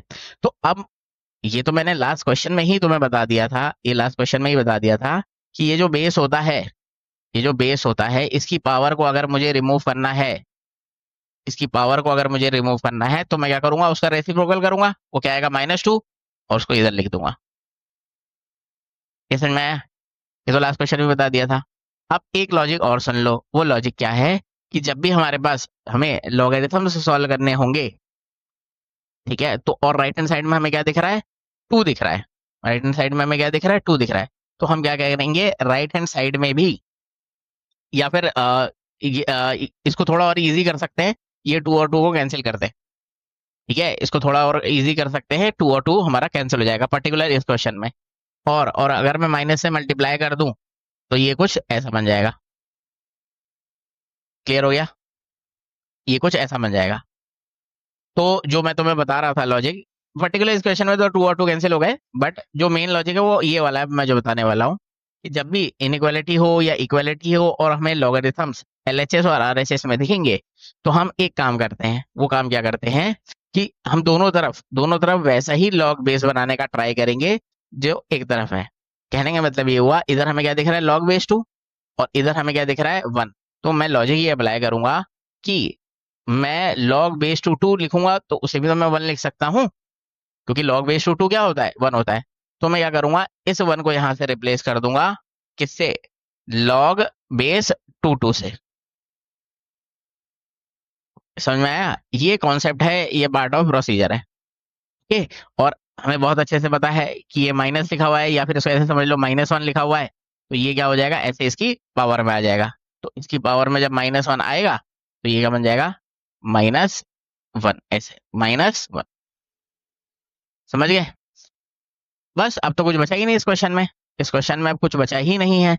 क्यों नहीं बचा है? क्योंकि अब ये दोनों कंपेयर हो जाएंगे, क्योंकि दोनों तरफ बेसिस सेम है लॉगरिथम के, इन दोनों को हम कंपेयर कर लेंगे। कंपेयर करने का मतलब ये हुआ कि m greater than equals to 2⁻⁻1 means 1/2। तो अगर इसको मैं उठा के नेक्स्ट पेज में रख दूं, ठीक है, इस लॉजिक को हम नेक्स्ट पेज में रख देते हैं उठा के यहाँ पर, और जो अब हमारे पास फाइनल फाइनल बची है इक्वेशन, वो ये बची है, m हमारा किससे है, ग्रेटर है 1/2 से। समझ गए? और m क्या था, ये इसी को तो रखा था। अब ये मत कहना कि ये सॉल्व नहीं कर पाओगे, अब ये कितनी सिंपल सी इनइक्वालिटी है। अब देखो, अगर तुम्हें इनइक्वालिटी सॉल्व नहीं करना आता तब ये नहीं हो पाएगा क्वेश्चन सॉल्व तुमसे, क्योंकि अब ये क्रॉस मल्टीप्लाई करके मॉड ऑफ जेड की बहुत अच्छे से इंटरवल आ जाएगा, कहाँ से कहाँ तक वो लाई करता है, और फिर उस इंटरवल में जो सबसे बड़ी वैल्यू होगी वो तुम्हारा आंसर होगा। ठीक है, अब इसके आगे तुम्हें नहीं हो पा रहा है, इसका मतलब इक्वालिटी नहीं आती है, तो तुम्हें इनइक्वालिटी पढ़नी चाहिए, नहीं तो डिटेल एक्सप्लेनेशन वीडियो भी देख लेना, उसमें मैं एक्सप्लेन कर दूंगा ये सब। ओके, क्वेश्चन नंबर 16 स्टार्ट करते हैं। ये कब आया था, जनवरी 2020 में आया था। बहुत ही सिंपल सा क्वेश्चन। उसने क्या बोला है, if the equation has conjugate complex roots. उसने क्या बोला है, इस इक्वेशन के कॉन्जुगेट कॉम्प्लेक्स रूट है। तो कभी भी हमें ये दिखेगा कि किसी इक्वेशन के कॉन्जुगेट कॉम्प्लेक्स रूट है, तो हमें ये पहले से ही समझ में आना चाहिए कि एक रूट उसका, अगर मैं अल्फा प्लस आई बीटा रख रहा हूं, तो जो मेरा सेकंड रूट है, ठीक है, जो हमारा सेकंड रूट है वो क्या होगा, alpha minus iota beta. Okay, अगर इसको मैं Z1 कर रहा हूँ तो ये मेरा Z2 होगा। ठीक है, Z1 एंड Z2। क्लियर हो गया? बस अब उसके बाद कुछ बचा ही नहीं है इस क्वेश्चन में। एंड दे सेटिस्फाई, ये इसको सेटिस्फाई कर रहे हैं। ठीक है, ये जो रूट है मेरे दोनों, वो क्या कर रहे हैं, इस इक्वेशन को सेटिस्फाई कर रहे हैं। तो बहुत सिंपल सी चीज है, इन दोनों में किसी एक रूट को उठा के यहाँ पर रख दो। कहने का मतलब ये हुआ कि alpha plus iota beta, alpha plus iota beta मैं जेड किसको मैं किससे रिप्लेस कर दूंगा, जेड से। एल्फा प्लस आयोटा बीटा को मैं किससे रिप्लेस कर दूंगा, जेड से। समझ गए? अब इस मॉडुलस को सॉल्व कर लेंगे हम। समझ गए? इस मॉडुलस को अब क्या करेंगे, हम सॉल्व कर लेंगे। अच्छा, ये भी तुम्हें समझ में आ रहा है ना, अगर Z1 और Z2 इस इक्वेशन के रूट हैं, तो मैं Z1 प्लस Z2 करता हूं, तो इन दोनों को ऐड करेंगे तो क्या आएगा, 2 अल्फा। और 2 अल्फा मतलब क्या हुआ, Z1 प्लस Z2 क्या हुआ, सम ऑफ रूट। तो सम ऑफ रूट क्या होता है, माइनस बी अपॉन ए। तो ये माइनस बी हो जाएगा। सेम ही लॉजिक से Z1 मल्टीप्लाइड बाय मैं Z2 करता हूं, तो मैंने क्या कर दिया, product of root. Product of root क्या होगा, 45 अपॉन 1। और इन दोनों की हेल्प से क्या हो जाएगा, alpha square minus alpha square plus beta square. ठीक है, अगर मैं इन दोनों को मल्टीप्लाई करूंगा तो यही तो आएगा ना, alpha square plus beta square. तो एक इक्वेशन मेरे पास ये है, एक इक्वेशन ये है। इसको सॉल्व करो और इन वैल्यूज को पुट कर दो। समझ गए? और इनको हमें क्या करना था, ऑब्जेक्टिव टाइप था, तो इन ऑब्जेक्टिव के अकॉर्डिंग हमें चेक करना पड़ेगा।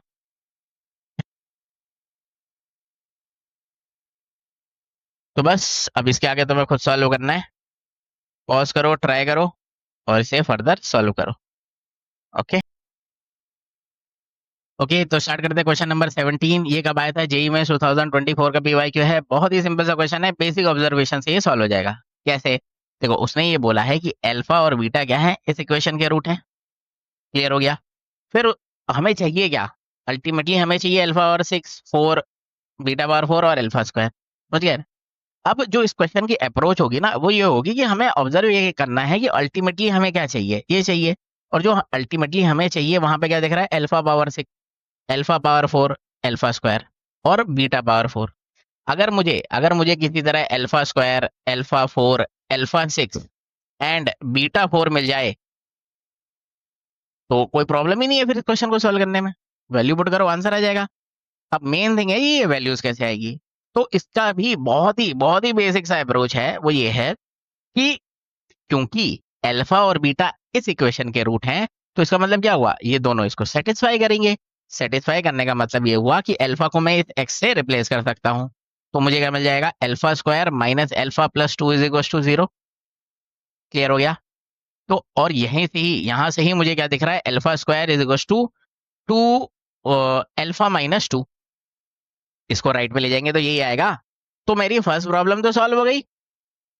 मेरी फर्स्ट प्रॉब्लम तो सॉल्व हो गई ना यहीं से, कि मेरे को अल्फा स्क्वायर मिल गया। सेकंड प्रॉब्लम क्या है, अल्फा पावर 4 क्या होगा। तो अगर मैं इधर क्या कर दूं, ऑन स्क्वायरिंग बोथ साइड कर दूं, ऑन स्क्वायरिंग बोथ साइड कर दूं, तो मुझे ये मिल जाएगा। ये मिलेगा कि नहीं मिलेगा, ऑन स्क्वायरिंग बोथ साइड करके ये आएगा। तो मेरी सेकंड प्रॉब्लम सॉल्व हो गई कि मुझे अल्फा पावर 4 भी मिल गया। समझ रहे हो ना, कोई एक्स्ट्राऑर्डिनरी काम नहीं कर रहे, बेसिक चीजें कर रहे हैं। अब क्या प्रॉब्लम है, अल्फा पावर 6। अब अल्फा पावर 6 भी कोई बड़ी प्रॉब्लम नहीं है। अल्फा पावर 6 कैसे आएगा, तुम थोड़ा सा अगर आप अपना माइंड यूज करो तो अल्फा पावर 6 को अल्फा स्क्वायर इंटू अल्फा 4 लिख सकते हैं। अब ये कैसे आएगा, अल्फा माइनस 2 मल्टीप्लाइड बाय ये value, alpha square plus 4 minus 4 alpha. अब ये मत कहना कि मल्टीप्लाई करना नहीं आता है, मल्टीप्लाई कर लोगे। जैसे ही हम इसको मल्टीप्लाई करेंगे तो अल्फा पावर 6 मिल जाएगी और उसको यहाँ पे लिख देंगे। और बीटा पावर 4 कैसे आएगा, बीटा पावर 4 वैसे ही आएगा जैसे हमारा क्या आया था, अल्फा पावर 4। समझ में आ गया ना कैसे आया था alpha power 4। Beta square is equal to क्या हो जाएगा, बीटा माइनस 2, फिर ऑन स्क्वायरिंग बोथ साइड। समझ गए? अब जो मेन लॉजिक था मैंने तुम्हें बता दिया है, इसके आगे सिर्फ कैलकुलेशन है। वीडियो को पॉज करो, खुद अपने हाथों से सॉल्व करो। इसका जो आंसर आएगा उसे कमेंट कर देना। और ये हमारा इंटीजर टाइप था। ठीक है, इंटीजर टाइप था, जो आंसर आएगा उसे कमेंट कर देना। और फिर भी ना हो पाए तो इसका डिटेल एक्सप्लेनेशन देख लेना। और ऐप में भी तुम पीडीएफ देख सकते हो। ओके। क्वेश्चन नंबर 18 स्टार्ट करते हैं। क्या करना है? कुछ भी नहीं करना, बिल्कुल बेसिक अंडरस्टैंडिंग वाला क्वेश्चन है। देखो, वीडियो को पॉज करके पढ़ लो। क्वेश्चन जेईई मेंस 2020 का था, इंपॉर्टेंट है। देखो, ये मैं तुम्हें बहुत बार बता चुका हूँ कि कभी भी हमें ये दिखेगा तो हमें इसको डायरेक्टली ऐसे लिखना आना चाहिए कि x square plus y square is equal to right hand side का स्क्वायर मीन्स 25/4। ओके, इसको हमें ऐसे लिखना आना चाहिए। ये हो गई हमारी फर्स्ट थिंग। सेकेंड थिंग, अब मुझे एक बात बताओ, ये कोई बहुत बड़ी चीज है क्या कि z माइनस आयोटा का modulus equal to z plus 2 iota का मॉडुलस? क्रॉस मल्टीप्लाई करके ये लिख सकते हैं हम। और इसको ऐसे भी मेमोराइज रखना कि कभी भी इस टाइप की कंडीशन आएगी तो उसको सॉल्व करने का यही प्रोसीजर होता है जो अब मैं तुम्हें बताने वाला हूँ। समझ गए? ये कर दिया। अब इसके बाद मुझे बताओ, जो z है मेरा, उसको मैं x प्लस आयोटा वाई लिख सकता हूँ। इस z को मैं क्या लिख सकता हूँ? x plus iota y. Value put करके मॉडुलस कर लोगे। अब ये मत कहना वैल्यू पुट करके मॉडुलस करना नहीं आता। वैल्यू पुट करो, इसका मॉडुलस करो, रियल पार्ट का स्क्वायर प्लस इमेजिनरी पार्ट का स्क्वायर। और इस टाइप का क्वेश्चन मैं पहले ही बता चुका हूँ। क्या करेंगे? On squaring both side. Solve करने के बाद एक्स और वाई में एक इक्वेशन आएगी, इसकी हेल्प से उसे सॉल्व करना पड़ेगा। इसके आगे बेसिक अलजेब्रा है। तुम्हें तुम्हारा z मिल जाएगा और z को उठा के यहाँ पे रखना है। अब इसके आगे मैं नहीं करूंगा क्योंकि तुम्हें खुद करना चाहिए। एक बार ट्राई करो और मैक्सिमम मैक्सिमम 3 मिनट्स का टाइम लेना है इसके आगे। ठीक है, हो पाएगा अच्छी बात है, नहीं तो इसका सोल्यूशन देख लेना। ओके, क्योंकि इसके बाद आगे बस कैलकुलेशन है, बिल्कुल एनसीईआरटी वाली। क्वेश्चन नंबर 19 स्टार्ट करते हैं। जेईई में 2019 का पीवाईक्यू है। पॉज करके एक बार क्वेश्चन पढ़ लो।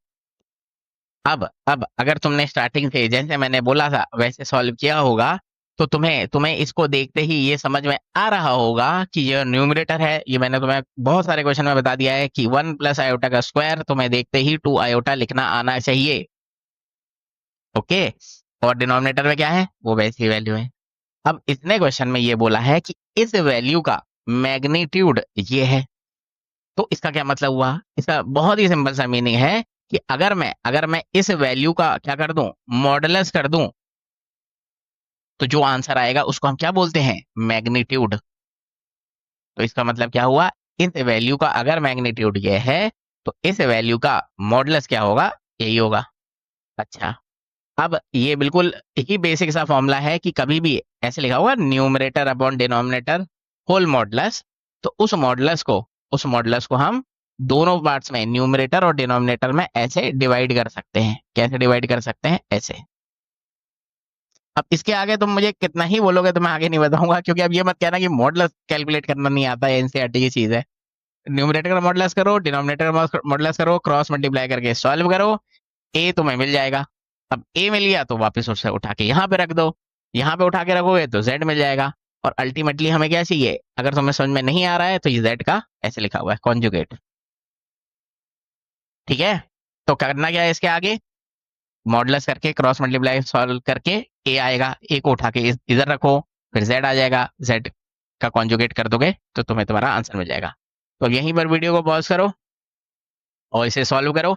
जो आंसर आएगा उसे कमेंट कर देना। और ये था तुम्हारा ऑब्जेक्टिव टाइप। ठीक है, इनमें से जो आंसर आएगा उसे कमेंट कर देना। और अगर नहीं हो पाएगा तो तुम्हें पता है कि क्या करना है तुम्हें। क्वेश्चन नंबर 20 स्टार्ट करते हैं। वंस अगेन थोड़ा सा, बहुत ही थोड़ा सा कैलकुलेटिव क्वेश्चन है। 2 to 3 मिनट्स में एग्जाम में बहुत इजीली हो जाएगा। कब आया था? जेईई में 2024 में आया था। अगर तुमने पॉज करके इस क्वेश्चन को पढ़ा होगा तो क्लियरली तुम्हें ये समझ में आ जाना चाहिए कि हमें क्या करना है। बस इस इक्वेशन को सॉल्व करना है और उसकी हेल्प से अल्फा प्लस बीटा हमें कैलकुलेट करना है। अब वो कैसे आएगा? बेसिक सा अप्रोच है कि z हमारा ये है, उसको उठा के एक बार यहाँ रखेंगे, एक बार उठा के यहाँ रखेंगे। ऐसा करने पर क्या मिलेगा? ये मिल जाएगा। समझ में आया? मैंने z को उठा के यहाँ रख दिया और इधर रख दिया और इस बीटा को मल्टीप्लाई कर दिया। और फिर क्या किया? रियल वाले एक साथ लिख लिए, इमेजिनरी वाले एक साथ लिख लिए। लेफ्ट हैंड साइड जो है हमारी, क्योंकि उधर मॉडुलस रखा है, मॉडुलस का मतलब क्या होता है? रियल पार्ट का स्क्वायर प्लस इमेजिनरी पार्ट का स्क्वायर और पूरे का स्क्वायर रूट। तो रियल पार्ट का स्क्वायर क्या हो जाएगा? 9/4। इमेजिनरी पार्ट का स्क्वायर क्या हो जाएगा? 4। तो ये क्या आ जाएगा? 25/4। इसका रूट करेंगे ना, 25/4, ये क्या आ जाएगा? 5/2। तो लेफ्ट हैंड साइड हमारी क्या हो जाएगी? 5/2। अब देखो, ये जो मैंने अभी बताया ना तुम्हें मॉडुलस करना, भी तो एनसीईआरटी की चीज है ना। अब इतनी बेसिक तुम्हें अगर कॉम्प्लेक्स नंबर की तुमने अगर थ्योरी थोड़ी तो पढ़ी होगी ना, तो मॉडुलस करना तो उसमें नहीं चाहिए तुम्हें अब तक, समझ गए। अब इस पॉइंट के बाद जो मेन लॉजिक है वो ये है कि कभी लेफ्ट हैंड साइड और राइट हैंड साइड में कॉम्प्लेक्स नंबर होंगे तो उसे हम कैसे सॉल्व करते हैं। उसको सॉल्व करने का एक ही मेथड होता है। वो मेथड क्या होता है कि अगर मैं लेफ्ट हैंड साइड को देखूं तो ये क्या लिखा हुआ है 5/2 प्लस 0 आयोटा लिखा हुआ है, ठीक है, 0 आयोटा लिख सकते हैं। तो ये जो 5/2 है लेफ्ट हैंड साइड का रियल पार्ट है, α/2 plus beta left right hand side का रियल पार्ट है। तो हम क्या कर देंगे, इन दोनों को इक्वेट, मतलब ये दोनों क्या हो जाएंगे, इक्वल। बेसिक कंपैरिजन है, ठीक है। रियल को रियल के इक्वल करेंगे, इमेजिनरी को इमेजिनरी के इक्वल करेंगे। तो एक इक्वेशन तो हमारी ये हो गई। दूसरी इक्वेशन कैसे आएगी, जो लेफ्ट हैंड साइड का इमेजिनरी पार्ट है उसे क्या कर देंगे राइट हैंड साइड के इमेजिनरी पार्ट के इक्वल। तो जो मेरी सेकंड इक्वेशन होगी, वो क्या होगी कि -2α plus beta is equal to 0। Solve कर लोगे, दो इक्वेशन है, दोनों को सॉल्व कर लो, अल्फा बीटा आ जाएगा। जो आंसर आएगा उसे ऐड कर देना, मतलब अल्फा और बीटा जो आएंगे उनको ऐड कर देना, अल्फा प्लस बीटा आ जाएगा। वीडियो को पॉज करो, मैक्सिमम अब इस पॉइंट के बाद मैक्सिमम 2 मिनट लगने चाहिए। उस पर सॉल्व करो, जो आंसर आएगा उसे कमेंट कर देना, और नहीं तो तुम्हें पता है कि क्या कर सकते हो अगर नहीं हो पाएगा तो। क्वेश्चन नंबर 21 स्टार्ट करते हैं। वीडियो को पॉज करके पढ़ लो क्वेश्चन। देखो, ये कब आया था, जेई बेस 2023 का BYQ है। सिर्फ और सिर्फ फॉर्मूले और एक कॉन्सेप्ट पर बेस्ड है ये क्वेश्चन। फॉर्मूला क्या है, अगर तुमने एनसीईआरटी के भी फॉर्मूले पढ़े होंगे तो वहां पर बहुत अच्छे से इसका फॉर्मूला लिखा हुआ है, real part of Z1 multiplied by Z2। ये तुम्हें एज अ फॉर्मूला ही आना चाहिए। तो real part of Z1 Z2 क्या होता है, x1 x2 minus y1 y2। ये क्या होता है, real part of Z1 multiplied by Z2। इसको हम क्या कर देंगे, मतलब ऑब्वियसली उसने ऑलरेडी बोला है इक्वल टू 0, तो क्या कर दिया equal to 0। Once again real part of Z1 plus Z2 क्या होता है, x1 प्लस x2। समझ गए, ये फॉर्मूले हैं दोनों, अगर नहीं आते थे नोट डाउन कर लो। अब इसके बाद क्या करना है, इसके बाद उसने बोला है which of the following are possible. तो अब मुझे एक बात बताओ कि यहाँ से मैं क्लियरली x1 को माइनस ऑफ x2 लिख सकता हूँ, या फिर x2 को x1 के इक्वल कर सकता हूँ माइनस ऑफ x1। दोनों बातें सेम है, दोनों केसेस में सेम ही आंसर आएगा। x1 equal to minus x2 करो या x2 equal to minus x1 करो, ठीक है। अब ऑब्वियसली उसको उठा के यहाँ पे रख देंगे, सब्स्टिट्यूशन अप्लाई कर देंगे, तो क्या बन जाएगा हमारे पास बन जाएगा माइनस ऑफ x1 का स्क्वायर माइनस y1 y2। और क्लियरली x1 का स्क्वायर हमारा किसके इक्वल हो जाएगा, y1 इंटू y2। ये समझ में आया, ये समझ में आ गया कि हमें क्या मिला, y1। अब तुमको अच्छे से समझ में आ जाए, इसको मैं राइट हैंड साइड में कर देता हूँ, ठीक है, राइट हैंड साइड में कर देता हूँ माइनस x1 का स्क्वायर। समझ गए। अब अगर हम अपने ऑब्जेक्टिव को देखते हैं, उधर क्या लिखा हुआ है, imaginary part of Z1 is greater then 0। यहाँ पर सिर्फ और सिर्फ बात किसकी हो रही है, इमेजिनरी पार्ट्स के प्रोडक्ट, इमेजिनरी पार्ट की, सिर्फ और सिर्फ किसकी बात हो रही है, इमेजिनरी पार्ट की। तो इमेजिनरी पार्ट ऑफ Z1 क्या है, y1। Imaginary part of Z2 क्या है, y2। क्लियर हो गया। तो अगर मैं अब देखो मेन लॉजिक यहीं से स्टार्ट होता है। अभी तो बेसिक कैलकुलेशन थी, मेन पार्ट यहीं से स्टार्ट होता है कि देखो y1 क्या है, इमेजिनरी पार्ट ऑफ Z1 है, y2 क्या है, इमेजिनरी पार्ट ऑफ Z2 है। तो जब इन दोनों का प्रोडक्ट हो रहा है तो आंसर क्या आ रहा है, आंसर आ रहा है माइनस ऑफ x1 का स्क्वायर। तो x1 की वैल्यू कुछ भी हो, जब हम उसका स्क्वायर करेंगे आंसर क्या आने वाला है, ऑलवेज पॉजिटिव। समझिए ना, x1 को कुछ भी रख दो, कोई भी वैल्यू रख दो, स्क्वायर करोगे तो आंसर पॉजिटिव आएगा। पर क्योंकि यहाँ पर एक माइनस है, इसलिए आंसर ऑलवेज क्या आएगा, नेगेटिव आएगा। समझ में आया, imaginary part of Z1 multiplied by imaginary part of Z2 जब भी हम करेंगे आंसर ऑलवेज क्या आएगा, नेगेटिव आएगा। अब ये एक बहुत ही बेसिक सा अप्रोच है। एक मिनट यहाँ पर थोड़ा स्पेस बना लेते हैं। अब ये बहुत ही बेसिक सा अप्रोच है। क्या अप्रोच है कि अगर दो नंबर को, एक मिनट, हाँ, अगर दो नंबर को मल्टीप्लाई करने के बाद आंसर नेगेटिव आ रहा है तो इसका मतलब वो दोनों में से एक तो नेगेटिव होगा ही होगा, ना तो दोनों पॉजिटिव हो सकते हैं, ना दोनों नेगेटिव हो सकते हैं। अगर दोनों नेगेटिव हो गए, मल्टीप्लाई करेंगे, आंसर क्या आ जाएगा? पॉजिटिव। नेगेटिव तो नहीं आएगा ना, इसलिए एक को पॉजिटिव होना पड़ेगा, दूसरे को नेगेटिव होना पड़ेगा। समझ में आ गया? तो अगर मैं ऑप्शन नंबर ए को देखूं तो इसने क्या बोला है, इमेजिनरी पार्ट ऑफ Z1 तो पॉजिटिव है और ये भी पॉजिटिव है, तो ये चीज पॉसिबल नहीं है। समझ में आया? ये चीज पॉसिबल नहीं है क्योंकि दोनों पॉजिटिव हैं। इधर क्या हो रहा है, एक नेगेटिव हो रहा है, दूसरा पॉजिटिव हो रहा है। समझ में आ गया ना? तो ये चीज, क्या ये चीज पॉसिबल है? हाँ, ये पॉसिबल है। एक पॉजिटिव दूसरा नेगेटिव पॉसिबल है, एक नेगेटिव दूसरा नेगेटिव ये पॉसिबल नहीं है। तो इसका मतलब क्या हुआ, ऑप्शन ये बी पार्ट और सी पार्ट दोनों करेक्ट है, तो ऑप्शन नंबर बी हमारा करेक्ट हो जाएगा। ये बोला ना, which of the choose the correct answer, तो option number B and option number C हमारे दोनों के दोनों करेक्ट है। समझ में आ गया? अब इसको समझाने में टाइम लगा है, लेकिन अगर तुम्हें ये आता होता पहले से लॉजिक, तो तुम इसको मैक्सिमम 1 मिनट में सॉल्व कर लेते। ठीक है, क्वेश्चन नंबर 22 स्टार्ट करते हैं। ये कब आया था? ये इसी ईयर जेई में 2025 में आया था। ठीक है, क्वेश्चन में लॉजिक तो कुछ भी नहीं है, बेसिक सा लॉजिक है, लेकिन इसमें जो है ना कैलकुलेशन बहुत बड़ी है। कैलकुलेशन कैसे बड़ी है? उसने ये बोला है, let the product of omega 1 and omega 2, या W1 W2 कर लो, ऐसे ओमेगा कोई यूज नहीं है यहाँ पर। अच्छा, ये तो समझ में आ रहा है ना, ये इसी को जूम करके इधर लिखा हुआ है मैंने। तो उसने ये बोला है, इन दोनों का प्रोडक्ट किसके इक्वल है? अल्फा प्लस आयोटा बीटा के इक्वल। तो अब मेन कैलकुलेशन यही है इसकी, कि तुम्हें क्या करना है, W1 मल्टीप्लाइड बाय W2, इस बड़ी सी वैल्यू को इस बड़ी सी वैल्यू से मल्टीप्लाई करना है। मल्टीप्लाई करने के बाद एक बहुत बड़ा सा नंबर आएगा, उसमें से रियल पार्ट को अलग करो, इमेजिनरी पार्ट को अलग करो।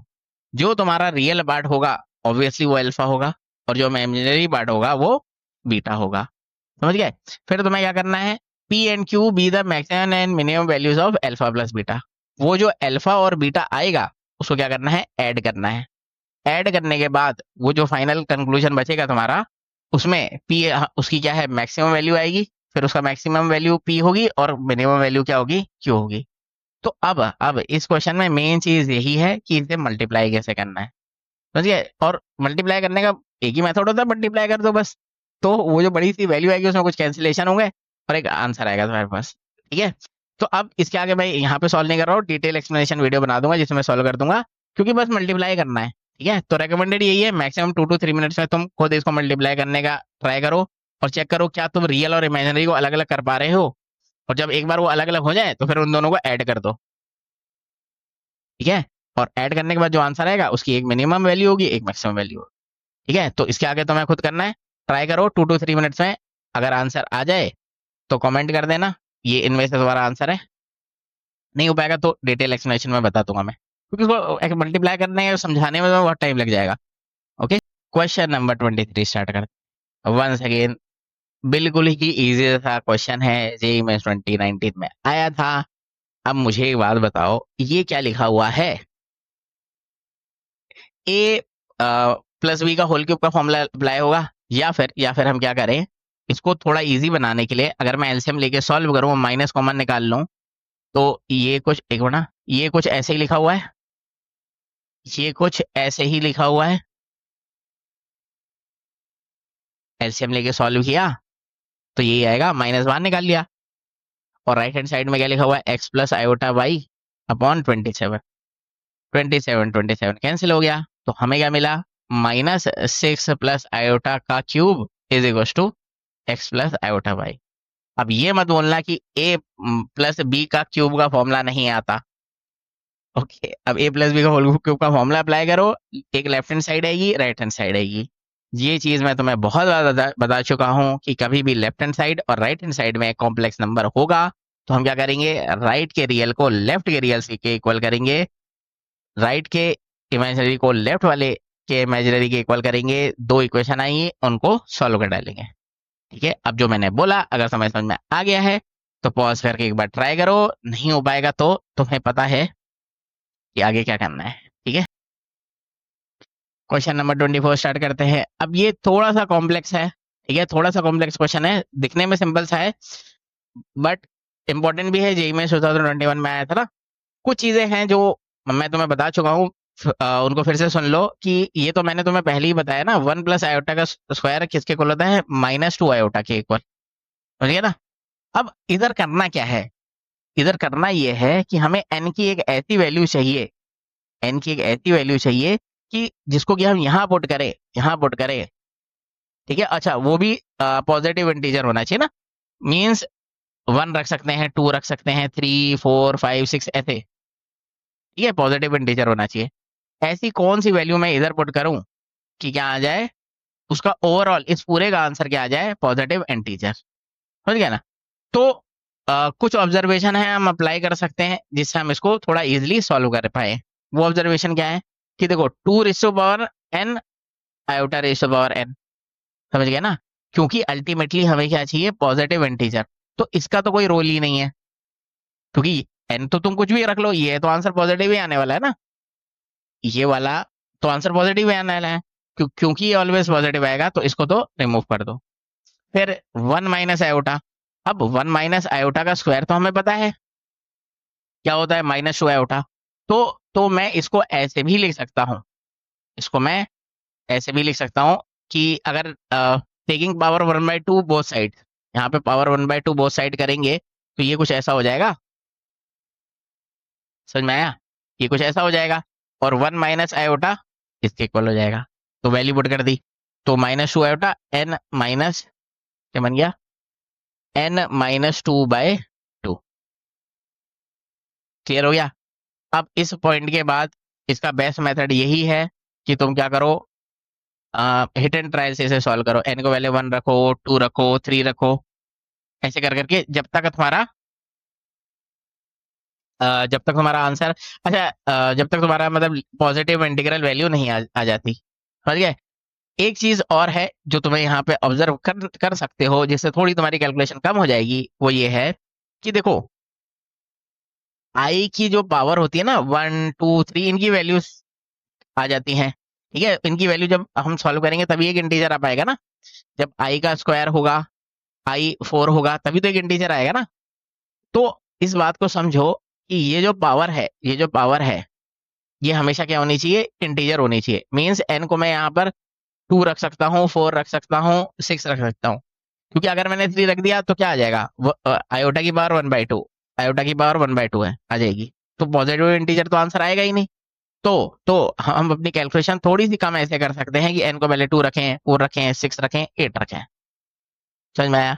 अगर समझ में नहीं आया रिपीट करके सुन लो, ये थोड़ा सा तो कॉम्प्लेक्स है ही इसका सोल्यूशन, ठीक है, कंफ्यूजिंग है ये, बट रिपीट करके 2 3 बार सुनोगे और खुद अपने हाथों से एन को पहले 2 4 6 ऐसे रखोगे, अच्छा रखोगे तो दोनों में रखना पड़ेगा, ठीक है, इसमें दोनों में, ठीक है, और फिर चेक करो कहाँ पर कौन सी वैल्यू में सबसे पहले पॉजिटिव इंटीजर आ रहा है, ठीक है। तो अब इसके आगे का काम तुम्हें खुद करना है, नहीं हो पाएगा तो इसके आगे की कैलकुलेशन देख लेना, ठीक है, उसके वो तुम्हें प्लेलिस्ट डिस्क्रिप्शन में मिल जाएगी।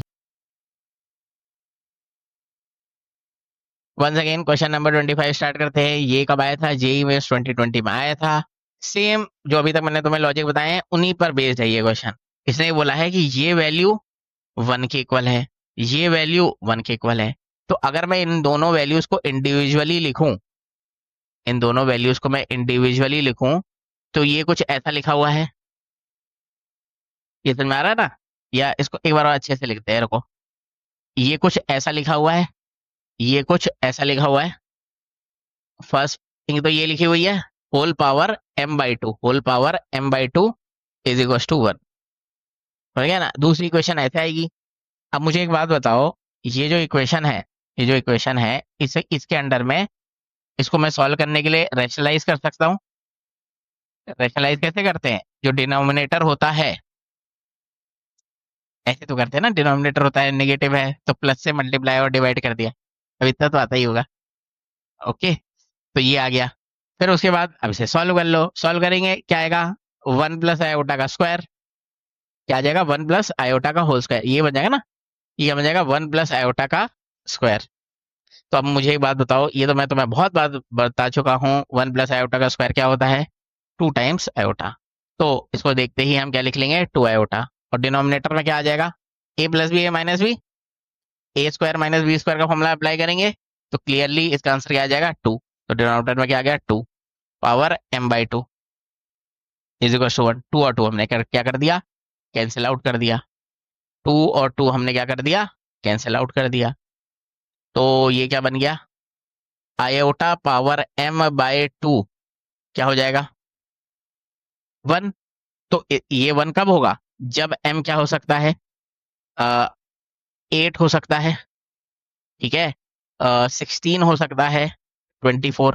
समझ में आ रहा है ना। m जब 8 होगा तो इधर क्या हो जाएगा, आयोटा की पावर 4, क्योंकि आयोटा की पावर 4 ही तो 1 होता है। तो m को क्या होना पड़ेगा, m को 8 का मल्टीपल होना पड़ेगा। समझ गए, तभी आंसर क्या आएगा 1। ठीक है, तो यहां से हमें ये मिल गया। सेम ही लॉजिक से हम क्या करेंगे, इसको कैलकुलेट करेंगे। समझ गए, और फिर जो आंसर आएंगे उसमें कॉमन डिवाइजर कैलकुलेट कर लेंगे। जो जैसे m की ये कुछ वैल्यू आई, फिर n की कुछ वैल्यू आएगी, तो उनमें जो कॉमन डिवाइजर होगा वो हमारा आंसर होगा। ठीक है, ओके, ये समझ में आया ना। अब इसके आगे तुम्हें खुद करना है। कॉमन डिवाइजर ने ग्रेटेस्ट कॉमन डिवाइजर निकालो, मतलब किसका, least value of m n। तो m की तो लीस्ट वैल्यू 8 आ गई, ऐसे ही n की लीस्ट वैल्यू निकालो और उन दोनों का कॉमन डिवाइजर। अब इसका आगे काम तुम्हें खुद करना है। जो आंसर आएगा उसे कमेंट कर देना। और ये तुम्हारा क्या था, इंटीजर टाइप था, ठीक है, ये तुम्हारा इंटीजर टाइप था, ये। और चेक कर सकते हो इधर पीडीएफ में, चेक कर लेना, नहीं तो आगे तुम्हें पता ही है कहाँ मिलेगी solution. Once again question number 26 start करते हैं। ये कब आया था, जेई मेंस 2019 का भी वाई है। वीडियो को पॉज करके एक बार क्वेश्चन पढ़ लो, दिखने में कंफ्यूजिंग है, बहुत ही सिंपल सा क्वेश्चन, सोल्यूशन है इसका एनसीईआरटी लेवल वाला। कैसे, देखो, उसने ये बोला है कि z एक कॉम्प्लेक्स नंबर है।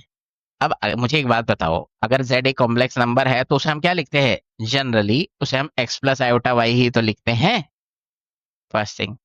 फिर उसने ये बोला है कि इमेजिनरी पार्ट ऑफ z हमारा 10 है। तो इमेजिनरी पार्ट क्या था, y। तो इसका मतलब y की वैल्यू तो उसने पहले ही बोल दिया हमें। इसका मतलब क्या हुआ, उसने पहले ही बोल दिया है कि जो y की वैल्यू है 10, तो कॉम्प्लेक्स नंबर हमारा क्या हो गया, z equals to x plus 10 iota. Clear हो गया। फिर उसने ये इक्वेशन दे दी है हमें, उसने हमें क्या कर दिया है, ये इक्वेशन दे दिया है। तो मुझे एक बात बताओ, इस z को उठा के यहाँ रख देंगे, इस z को उठा के यहाँ रख देंगे, कर लोगे इतना। अच्छा, तुम्हारी कैलकुलेशन इजी हो तो मैं तुम्हें एक बात बता देता हूँ, एक कॉन्सेप्ट बता देता हूँ कि इसको हम यहाँ पर अगर क्रॉस मल्टीप्लाई कर लेंगे तो जो हमारी कैलकुलेशन होगी वो थोड़ी इजी हो जाएगी। जो हमारी कैलकुलेशन है होगी वो थोड़ी इजी हो जाएगी। समझ में आ गया। अब इस z में ये रखेंगे, इस z में रखेंगे, दोनों को मल्टीप्लाई करेंगे। ये चीज मैं तुम्हें पहले ही बता चुका हूं, जब लेफ्ट हैंड साइड में कॉम्प्लेक्स नंबर होगा, राइट हैंड साइड में कॉम्प्लेक्स नंबर होगा, तो उसको कैसे सॉल्व करते हैं। उसको सॉल्व करने का मेथड क्या होता है, लेफ्ट के रियल राइट के रियल के इक्वल, लेफ्ट के इमेजिनरी राइट के इमेजिनरी के इक्वल। ऐसे करोगे तो x भी आ जाएगा और n भी आ जाएगा। ये दिख रहा है ना, एक हमें n नहीं पता है, एक x नहीं पता है, ठीक है ना, x भी मिल जाएगा और n भी मिल जाएगा, तो क्योंकि इसके आगे कैलकुलेशन है। तो हाँ, यही चाहिए हमें। अच्छा, ये तो समझ में आना, रियल पार्ट ऑफ z का मतलब क्या हुआ, x। समझिए ना, x चाहिए और n चाहिए। तो अगर x और n मिल जाए तो तुम्हारा हमें हमारा आंसर मिल जाएगा।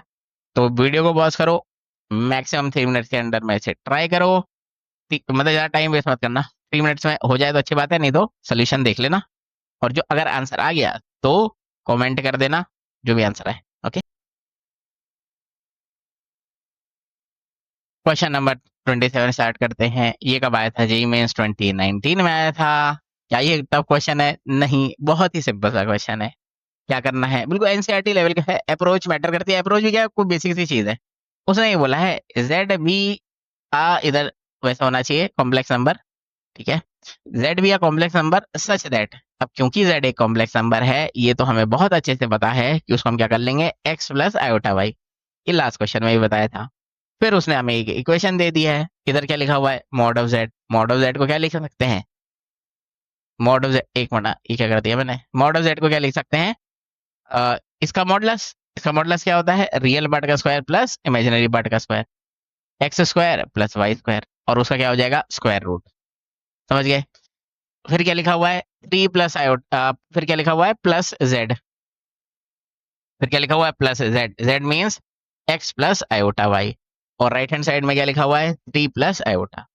ये मैं तुम्हें बहुत बार बता चुका हूं कि complex number equal to complex number. इसका रियल पार्ट है, यही तो है ना रियल पार्ट, इस राइट के रियल पार्ट के इक्वल। तो पहली इक्वेशन तो मुझे ऐसे मिलेगी, दिस इज इक्वल टू 3। अब इसके आगे भी तो कुछ बहुत बड़ी चीज तो है नहीं ना, इसके आगे क्या करना है? इसके आगे यही तो करेंगे ना, क्या कर देंगे? 3 माइनस एक्स, फिर क्या कर दो? On squaring both side. ये हो गई हमारी फर्स्ट थिंग। सेकंड थिंग, अच्छा इससे इसको करने से पहले, इसको करने से पहले हम एक काम और कर सकते हैं। काम क्या कर सकते हैं? देखो, ये जो इमेज, अच्छा सेकंड स्टेप तो हमारा यही है कि इसका imaginary part is equal to right hand side का इमेजिनरी पार्ट। तो यहाँ पर y इक्वल टू हमें क्लियरली क्या दिख गया? 1, क्योंकि इमेजिनरी पार्ट क्या है? राइट हैंड साइड का 1, तो y 1 आ गया। तो ये वाली कैलकुलेशन तो हमारी बहुत सिंपल हो जाएगी ना। y को डायरेक्टली 1 रखो, क्यों एक्स्ट्रा कैलकुलेशन कर रहे हो? y को क्या करो? डायरेक्टली 1 रखो, y को 1 रखो, x की वैल्यू आ जाएगी। x आ जाएगा तो यहाँ पर रख देना, कॉम्प्लेक्स नंबर आ जाएंगे। और फिर हमें चाहिए क्या? मॉडुलस y तो हमारे पास आ ही है ना 1। ये तो क्लियर हो ही चुका है कि z हमारा x तो अभी आएगा, जो आंसर आएगा इधर रख देना, फिर मॉडुलस कर देना। ठीक है? और ये तुम्हारा इंटीजर टाइप था या ऑब्जेक्टिव टाइप था? चेक कर लेते हैं। ऑब्जेक्टिव टाइप था। ठीक है, तो इनमें से जो आंसर आएगा उसे कमेंट कर देना, और बाकी तो तुम्हें पता ही है क्या करना है। क्वेश्चन नंबर 28 स्टार्ट करते हैं। वंस अगेन जेईई में 2023 में आया था, जो हम क्वेश्चन करते हुए आ रहे हैं उसी लॉजिक पर बेस्ड ये वाला भी क्वेश्चन है। इधर क्या करना है? इधर हमें सिंपल सा काम ये करना है, जेड उसने दे दिया है हमें, एक इक्वेशन दे दिया है, और हमें इधर क्या करना है? एक ऐसी इक्वेशन बनानी है जिसके दिस एंड दिस रूट है। समझ गए? हमें क्या करना है? Then alpha is alpha plus beta comma alpha multiplied by beta are the root of which equation, ये हमें बतानी है। अगर हम इनके ऑब्जेक्टिव्स को देखें तो ये रही, इनमें से तुम्हें चेक करनी है कौन सी इक्वेशन है। तो एज अ फंडामेंटल, अगर तुमने कॉम्प्लेक्स क्वाड्रेटिक इक्वेशन पढ़ लिया होगा तो तुम्हें ये पता होगा, नहीं पता तो सुन लो कि अगर अगर क्वेश्चन में उसने पहले ही मुझे बोल दिया है कि ये दोनों किसी इक्वेशन के रूट है, किसी क्वाड्रेटिक इक्वेशन के रूट हैं, तो वो इक्वेशन क्या होगी? लेट अस अज्यूम वो इक्वेशन क्यू एक्स है। वो इक्वेशन होती है x square minus sum of root, means alpha plus beta, समझे? सम ऑफ रूट, इसको इसको ऐड कर देंगे into X plus product of root, इन दोनों को मल्टीप्लाई कर देंगे। क्या करेंगे? इन दोनों को मल्टीप्लाई कर देंगे। समझ गए? अब अगर किसी तरह मुझे alpha beta, alpha into beta मिल जाए तब तो कोई प्रॉब्लम ही नहीं है, इसे क्वेश्चन में रखो आंसर आ जाएगा। अब वो कैसे आएगा? ये बार बार हम करते हुए आ रहे हैं, क्योंकि जेड एक कॉम्प्लेक्स नंबर है, एक्स अल्फा प्लस आई बीटा है, उसे उठा के एक बार यहाँ रखेंगे, एक बार यहाँ रखेंगे। तो जब मैं ऐसा करता हूँ, अब देखो इसके आगे तुम खुद करना, मैं इतनी देर से बहुत बार बता दिया मैंने तुम्हें, इसको उठा के यहाँ पे रखो, यहाँ पे रखो, और फिर वही रियल, कोई राइट के रियल के इक्वल, लेफ्ट के इमेजिनरी, राइट के इमेजिनरी। अब ये कैलकुलेशन है एनसीईआरटी वाली, ये तुम्हें खुद करनी है। वीडियो को पॉज करो, मैक्सिमम 2 to 3 मिनट्स में जेड को यहाँ रख के सॉल्व करो, रियल इमेजिनरी को इक्वेट कर लेना, तुम्हें अल्फा और बीटा मिल जाएगा, और फिर उसे उठा के यहाँ पे रख देना। अब मेन लॉजिक था मैंने बता दिया, अब इसके आगे तुम्हें खुद करना चाहिए। ओके, और बाकी तो तुम्हें बताइए, नहीं हो पाएगा तो क्या करना है। ओके, क्वेश्चन नंबर 29 स्टार्ट करते हैं। ये बहुत ही कॉम्प्लेक्स सा क्वेश्चन है। ठीक है, जो अभी तक हम पढ़ते हुए अगर तुमने किया है और तुम अपना थोड़ा टाइम इन्वेस्ट करोगे तो ये हो जाएगा सॉल्व। ठीक है, बाकी मैं इसको अभी तुम्हें बताऊंगा, मतलब क्या इसमें समझने वाला ऐसा कुछ है नहीं, कैलकुलेशन ही है ना। देखो, real part of A plus Z का कॉन्जुगेट, अब जेड हमारा क्या है? कोई कॉम्प्लेक्स नंबर हो गया, एक्स प्लस आयोटा वाई। समझ गए? और कोई और कॉम्प्लेक्स नंबर रख लो, या इसको x1 प्लस आयोटा y1 कर लो, इसको x2 प्लस आयोटा y2 कर लो, फिर इन इक्वेशन में वैल्यू पुट करो। समझे? ये बहुत कॉम्प्लेक्स क्वेश्चन है, मतलब इसमें टाइम वेस्ट होगा। इस टाइप के क्वेश्चन ऐसे होते हैं ना, एग्जाम में आने के छोड़ दो। ठीक है, बट एनीवेज ट्राई कर लो तुम लोग पॉज करके, और रिकमेंडेड यही है, इसका डिटेल एक्सप्लेनेशन देखो डायरेक्टली जाके, ठीक है ना, टाइम वेस्ट होगा बस इसको समझाने में, मतलब कैलकुलेशन ही कैलकुलेशन है। क्वेश्चन नंबर 30 स्टार्ट करते हैं। बिल्कुल ही सिंपल सा क्वेश्चन। क्वेश्चन में उसने बोला है alpha and beta be roots of this equation. अब मुझे एक बात बताओ, क्योंकि क्योंकि अल्फा और बीटा इस इक्वेशन के रूट है, तो मुझे एक बात बताओ, क्या अल्फा इसको सेटिस्फाई करेगा, क्या बीटा इसको सेटिस्फाई करेगा? हाँ, तो हम क्या लिख सकते हैं, alpha square is two 1 minus 2 iota, समझ गए?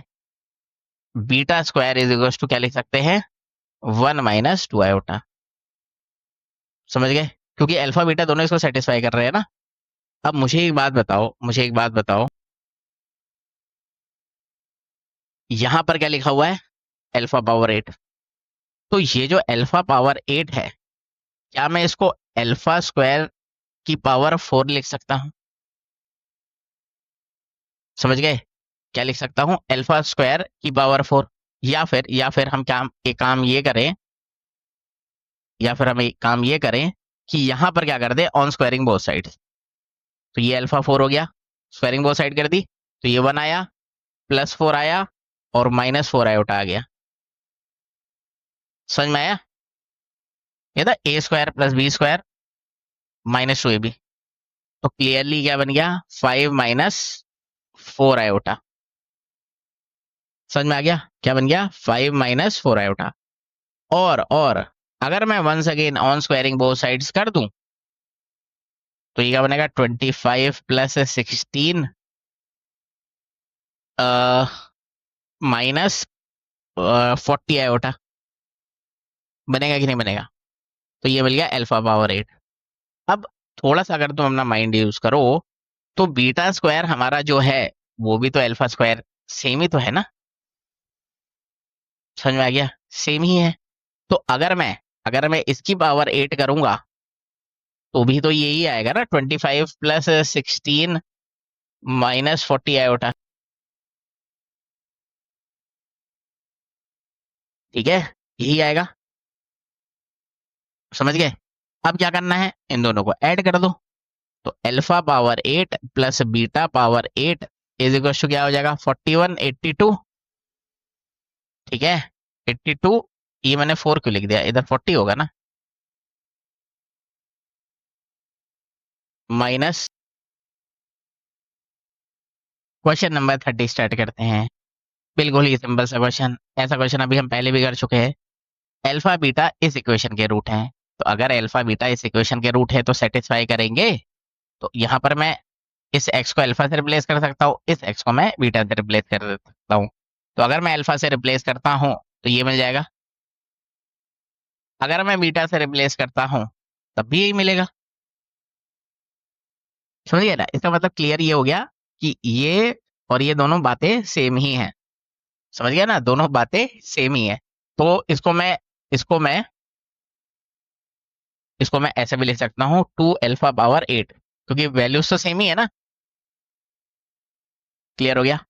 अच्छा, अब ये समझने वाला पॉइंट है इसके बाद, कि क्योंकि टू कांस्टेंट है, वो 2 बाहर आ जाएगा। समझ में आया ना, मॉडलन से बाहर आ जाएगा, कोई प्रॉब्लम नहीं है। फिर सेकेंड थिंग जो समझने वाली है, कि इसको मैं अल्फा स्क्वायर की पावर 4 लिख सकता हूँ। समझ में आया ना, इसको हम क्या लिख सकते हैं, अल्फा स्क्वायर की पावर 4। ओके, हमने ऐसा क्यों किया, कि अल्फा स्क्वायर की वैल्यू मेरे पास पहले से ही है। फिर अब ये मॉडुलस की प्रॉपर्टी है।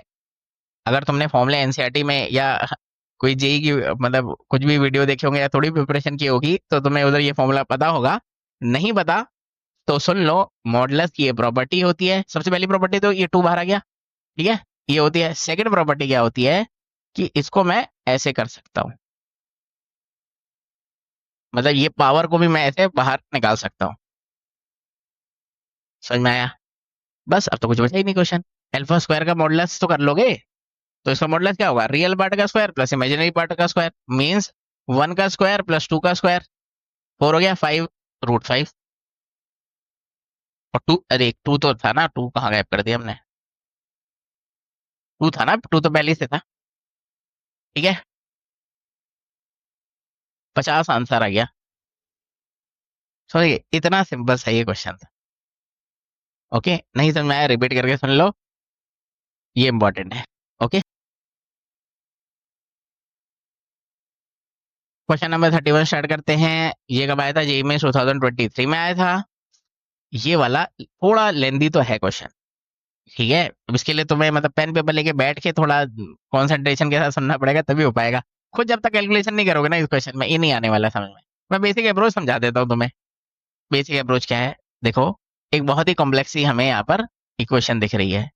तुम मुझे एक बात बताओ कि अगर मैं यहाँ से x कॉमन निकाल लूं, तो क्या ये कुछ ऐसा बनने वाला है?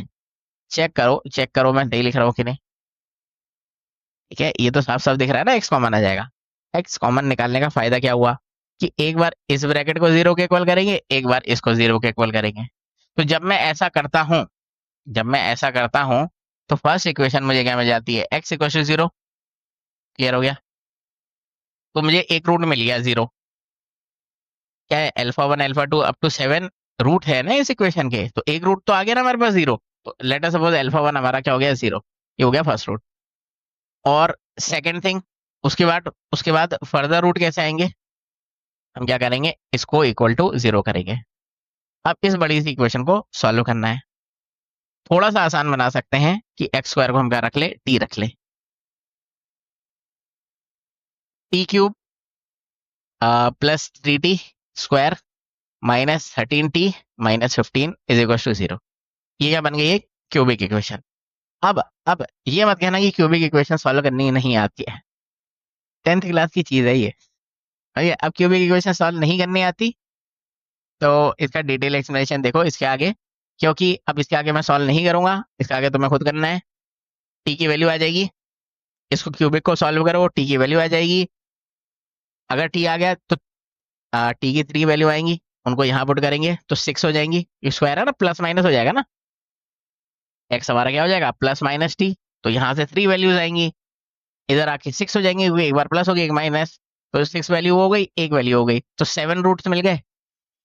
7 के 7 रूट आ गए, और उनको ऐसे डिक्रीजिंग ऑर्डर में रखना पड़ेगा। मीन्स सबका पहले मॉडुलस करो और फिर उनको डिक्रीजिंग ऑर्डर में रखो। समझ गए ना? सबका मॉडुलस करो, डिक्रीजिंग ऑर्डर में रखो, तो तुम्हें पता लग जाएगा कि अल्फा वन क्या है। जो सबसे ग्रेटेस्ट होगा वो अल्फा वन होगा, उससे छोटा अल्फा टू। समझ गए ना? तो और फिर इसमें पुट करो तो तुम्हें तुम्हारा आंसर मिल जाएगा। ठीक है, अब इसके आगे काम तुम्हें खुद करना है। नहीं हो पाएगा तो दोनों काम कर सकते हो, पीडीएफ भी देख लो और एक्सप्लेनेशन भी देख सकते हो। ओके, क्वेश्चन नंबर 32 स्टार्ट करते हैं। ये कब आया था? जेईई में 2024 में आया था। ये वाला क्वेश्चन एग्जाम में जाके सॉल्व करना कर पाना नेक्स्ट टू इम्पॉसिबल है। ठीक है, बस मैं तुम्हें हिंट दे देता हूँ। एक इक्वेशन ये है, एक इक्वेशन ये है। ठीक है, और इसका जो सोल्यूशन है ना, वो भी बहुत ही कॉम्प्लेक्स है। तो इसके लिए मैं तुम्हें यही बोलूंगा, डिटेल एक्सप्लेनेशन देख लेना, क्योंकि मेरे को समझाते समझाते तुम्हें अप्रोक्सीमेटली 10 मिनट्स तो लग ही जाएंगे। ठीक है, और रिकमेंडेड ये है, इस पे छोड़ दो इस क्वेश्चन को। ठीक है, बाकी डिटेल एक्सप्लेनेशन देख लेना, समझ में आ जाए तो ट्राई कर लेना। एग्जाम में आएगा इस जैसा, वो मतलब ये वाला जो क्वेश्चन था, इस जैसे जो क्वेश्चन आते हैं ना, उन्हें छोड़ देना चाहिए एग्जाम में। ओके, क्वेश्चन नंबर 33 जेई में 2024 में आया था। एग्जाम में जाके इसको कर पाना under 3 4 5 minutes next to impossible है, क्योंकि इसमें बहुत कुछ कर किया हुआ है और बहुत सारी कॉम्प्लेक्स कैलकुलेशन है। मैं हिंट दे देता हूँ। हिंट ये है कि अल्फा उसने क्या बोला है? नंबर ऑफ सोल्यूशन है। किसके? एक इक्वेशन ये है, एक इक्वेशन ये है। ठीक है, और यहाँ पर ये जो z दिख रहा है ना तुम्हें, z, ये z दिख रहा है, वो ये है। समझ में आया ना? तो सबसे पहले इस z को तुम्हें सॉल्व करना पड़ेगा। ये z सॉल्व करके इधर रखोगे तो बीटा आ जाएगा। ओके, और फिर डिस्टेंस ऑफ पॉइंट, और फिर इसमें कुछ फॉर्मूले वाला लगेंगे। तो तुम खुद पॉज करके ट्राई कर सकते, इसको सिंप्लीफाई करके इधर रख के बीटा की वैल्यू निकाल के कर सकते हो, तो अच्छी बात है। नहीं तो छोड़ो, डिटेल एक्सप्लेनेशन देख लेना इसका। ठीक है, टाइम लगेगा इसको सॉल्व करने के लिए। Okay, one second, question number 34 JEE में 2025 में आया था। जिसने भी इस क्वेश्चन को अटेम्प्ट किया वो बस अपना टाइम वेस्ट करके आया था एग्जाम में, और इसके जैसे मतलब इसको करने के चक्कर में बहुत सारे एग्जाम क्वेश्चन उन्होंने छोड़ दिए थे। तो तुम ऐसा मत करना, मैं हिंट दे देता हूँ। अभी प्रैक्टिस के टाइम में तुम ट्राई कर सकते हो। इसका सोल्यूशन वैसे भी बहुत कॉम्प्लेक्स है। ठीक है, तो क्या है, alpha beta are the root of this equation. अब अल्फा बीटा इस इक्वेशन के रूट हैं, और ये क्या लिखा हुआ है, ये बड़ा सा कुछ लिखा हुआ है, ठीक है, ये बड़ा सा कुछ लिखा हुआ है। तो अब इसको सॉल्व करने के लिए ना बहुत सारे लॉजिक अप्लाई होंगे इसमें, और फिर भी वो लॉजिक अप्लाई भी कर दोगे ना, तब भी 5 to 10 मिनट्स में लग जाएंगे इसको सॉल्व करने में। तो इसका बेटर यही है, तुम इसका भी डिटेल एक्सप्लेनेशन देख लो, और और ज्यादा तुमने अच्छी प्रिपरेशन नहीं कर रखी है ना, तो छोड़ दो। क्वेश्चन नंबर 35 स्टार्ट करते हैं। देखो ये भी जेई में 2024 में आया था, ये वाला भी जिसने भी ट्राई किया टाइम वेस्ट करके आया था वो एग्जाम में। बहुत ही कॉम्प्लेक्स सा क्वेश्चन है, पॉज करके ट्राई कर सकते हो, अटेम्प्ट कर लो। इसको भी मैं डिटेल एक्सप्लेनेशन वाली वीडियो में ही समझाऊंगा, और रिकमेंडेड तो यही है कि छोड़ दो, कहाँ परेशान हो रहे हो। क्वेश्चन नंबर 36, सेम वही जो लास्ट क्वेश्चन के लिए मैंने बोला, बेस्ट थिंग है, छोड़ दो इसको, टेंशन मत लो, ठीक है। बाकी फिर भी चाहिए तो डिटेल एक्सप्लेनेशन देख लेना उसकी प्लेलिस्ट डिस्क्रिप्शन में। Same goes with question number 37 also. छोड़ दो इसको, कहाँ प्रिपरेशन करोगे, परेशान होगे इसको करते करते। क्योंकि जब ये क्वेश्चन आया था ना, जिसने भी किया वो टाइम ही वेस्ट करके आया अपना, ये उसके बेटर ये था कि इजी वाले छोड़ के आ गए, बाकी और फिजिक्स केमिस्ट्री में ज्यादा नंबर ले आओगे अगर इस जैसे क्वेश्चन छोड़ दोगे तो। बट एनीवेज डिटेल एक्सप्लेनेशन तो है ही इसका, देख लेना टाइम वेस्ट करने का मन हो तो।